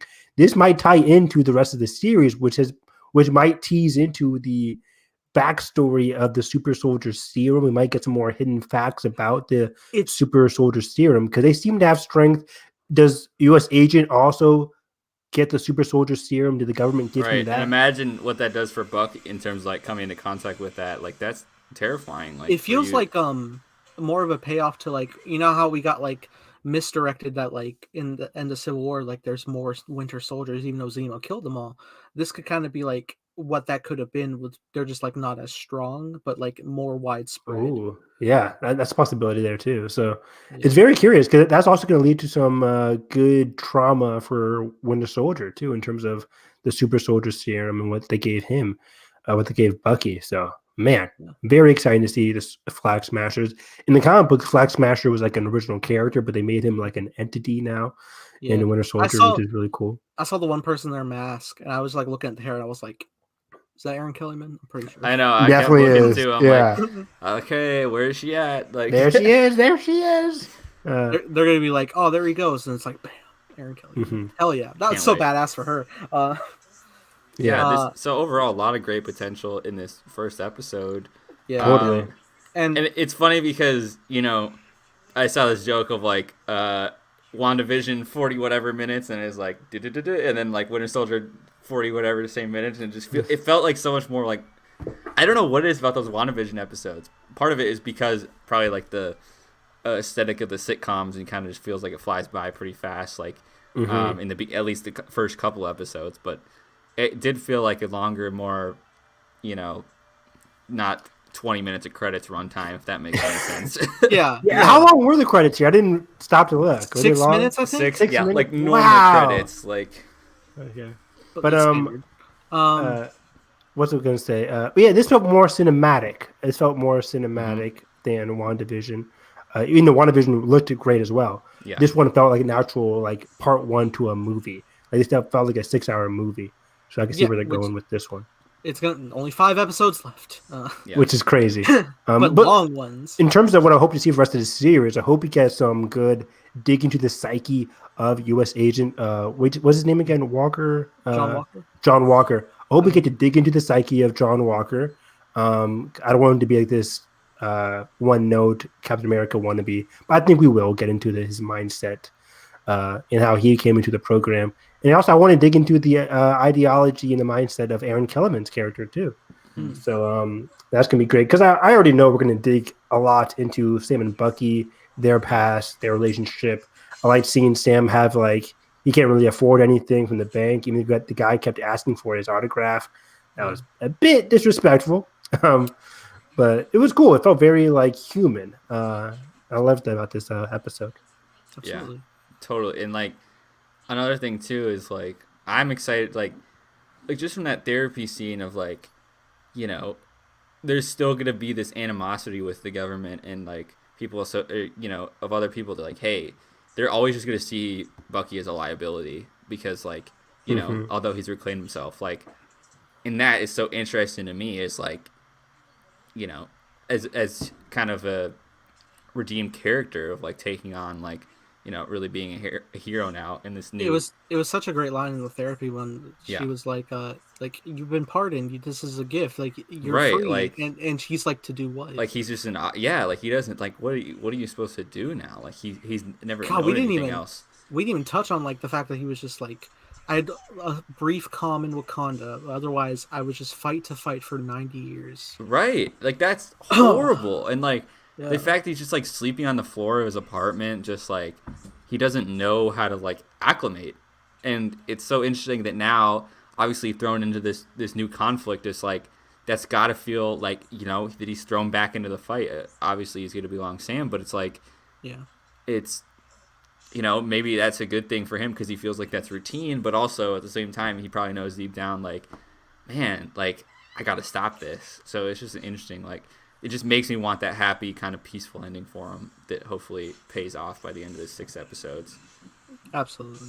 I know we're gonna get like a lot of like great development. This is gonna be a great series, but like what I'm just like looking forward to most, I think we can all agree, like what we're definitely looking forward to is just getting to the point where Sam is Captain America. Like Right. not just And like not acknowledges just wearing himself. it, but like he is embodying what Captain America is. Yeah, like we see in the trailers, every trailer he has that shield. So where does he get that shield from? Like, Yeah, he's he's practicing the shield and everything. It seems like a build up to the series. So does he go to Walker and give him the shield? Yeah, I back? don't know when Walker's gonna like get out. Maybe I have not seen. I've only seen the first trailer, but I don't know. Maybe like Me Walker too. could join Flag Smashers or something. I don't know where things will go. I don't think that's happening. Probably not. But like I just like always think back to like in the interview Mackie was given like around Endgame when like how like his son was excited that like his dad is Captain America and how he's making him Right. emotional. Like, oh my So god. yeah, I'm with you, Nathan. Hopefully, we get to see him in a Captain America uniform, not like the last second of the series he's wearing Captain America uniform, then it goes to credits. I wouldn't like that. These last 2 episodes at least, hopefully something like that.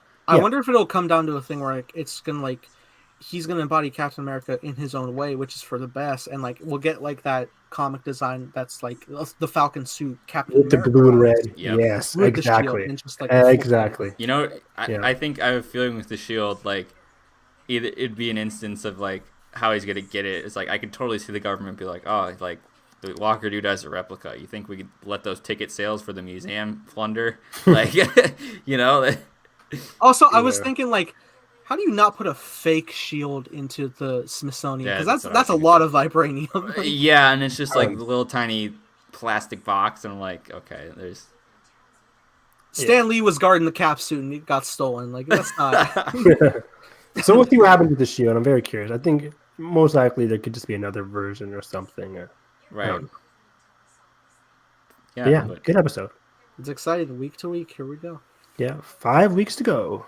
And then decent enough break till Loki, right? We got Black Widow Yeah. and Loki. Yeah, We Black have Widow. what's it called? We moved on to Star Wars with the Bad Batch in April or May 4th. That's gonna be there. Yeah, we gotta be getting a trailer for that in the next 2 weeks, I bet. Yeah, hopefully. Alrighty, well, I think that about wraps up our show. That was still shorter than the Snyder Cut. No, but with that being said, Evan, where could they find you?